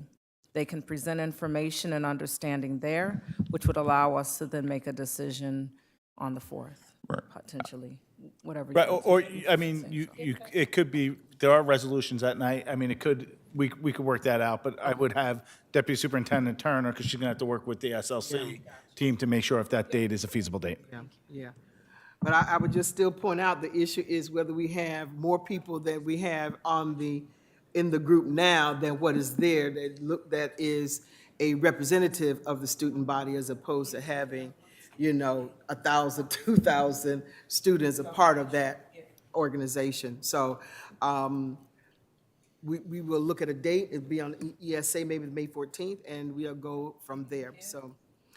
So the next item is the board meeting calendar. Any conversation around the board meeting calendar? We did add another policy committee meeting, and I think other than that, there were no other recommendations around the committee meetings. Of course, we want to reduce those meetings. And so any questions or comments related to this? Good. All right, thank you, thank you. Then we'll go to, under new business, and I'll turn that over to. Is there a motion for it to accept the board calendar? See, if you don't have it down here, I'll just move on. Motion. And is there a second for the board calendar? Second. Second. Vice President LeBron, any questions or comments related to the board calendar? Hearing none, all those in favor? Aye. Any opposed? Thank you. So we'll go down to the new business, the first readings. Commissioner Griffin and General Counsel, I'll have you all to talk about the first readings of these policies. Okay, the new business, these are the first reading. The following proposed policy items are slated for the first reading. That's student harassment and bullying prevention intervention policy 0115, Code of Conduct 1400, the Code of Conduct 1400-E1, Parent and Family Engagement Policy 1900, Public Board Hearings 2390, Public Board Hearings Procedure 2390-E1. Number 5, Student Individualized Education Program, IEP Development and Provisioning 4209, Implementation of Individualized Education Programs 4210, Least Restrictive Environment 4211, Grouping Similarities of Needs 4212, Extended School Year, July, August Service or Programs 4213, and declassification of students with disabilities, 4214, transition services, 4215. Are there any discussions on this? These are just the first readings. All right, thank you, Commissioner Griffin. Superintendent goals, we have to meet with the superintendent to talk about the goals. Any questions or comments at this point? All right, we will schedule some time to do that. Okay. All righty. Do you want to add anything else, General Counsel? Okay, so thank you all. I'm going to ask for a motion to convene into executive session. Motion. To discuss matters relating to the appointment, employment status of specific individuals, and/or to discuss matters of concern with the General Counsel. So Commissioner Griffin moved it. Is there a second? Second. Okay, that was Commissioner Simmons. All those in favor? Aye. Any opposed? All right, so what I'm just been told, we're supposed to approve the goals, is what I just got the, You had Simmons down? I want to know about the exec session motion. I thought I heard it online, that's why. Did I say, Who did you recognize? You said Simmons, but I thought. I probably meant the Vice President. We've been Was it here the Vice since President? 5:30. It's like 10:20, so. Vice President, did you forgive second the motion for executive Commissioner session? Malloy seconded. Commissioner Malloy seconded. All right, thank you. And Commissioner Simmons motioned. All right. So I just got a text that said we need to approve the goals for the superintendent. So how do we go back to that, General Counsel? Because I was sort of looking towards you for that. I can record it. Just bring a motion to reconsider. And that was 27 under new business. 27. It does not have a specific resolution number. So we just say a motion to reconsider superintendent goals. He said, I'm also getting some information, we could do it on May 15th, so, yeah, we don't have to worry about it, we can do it May 15th. All right, so we'll go into executive session, and so we will end this meeting downstairs, and we thank you for being a part of this, and have a good night, and see you the next time.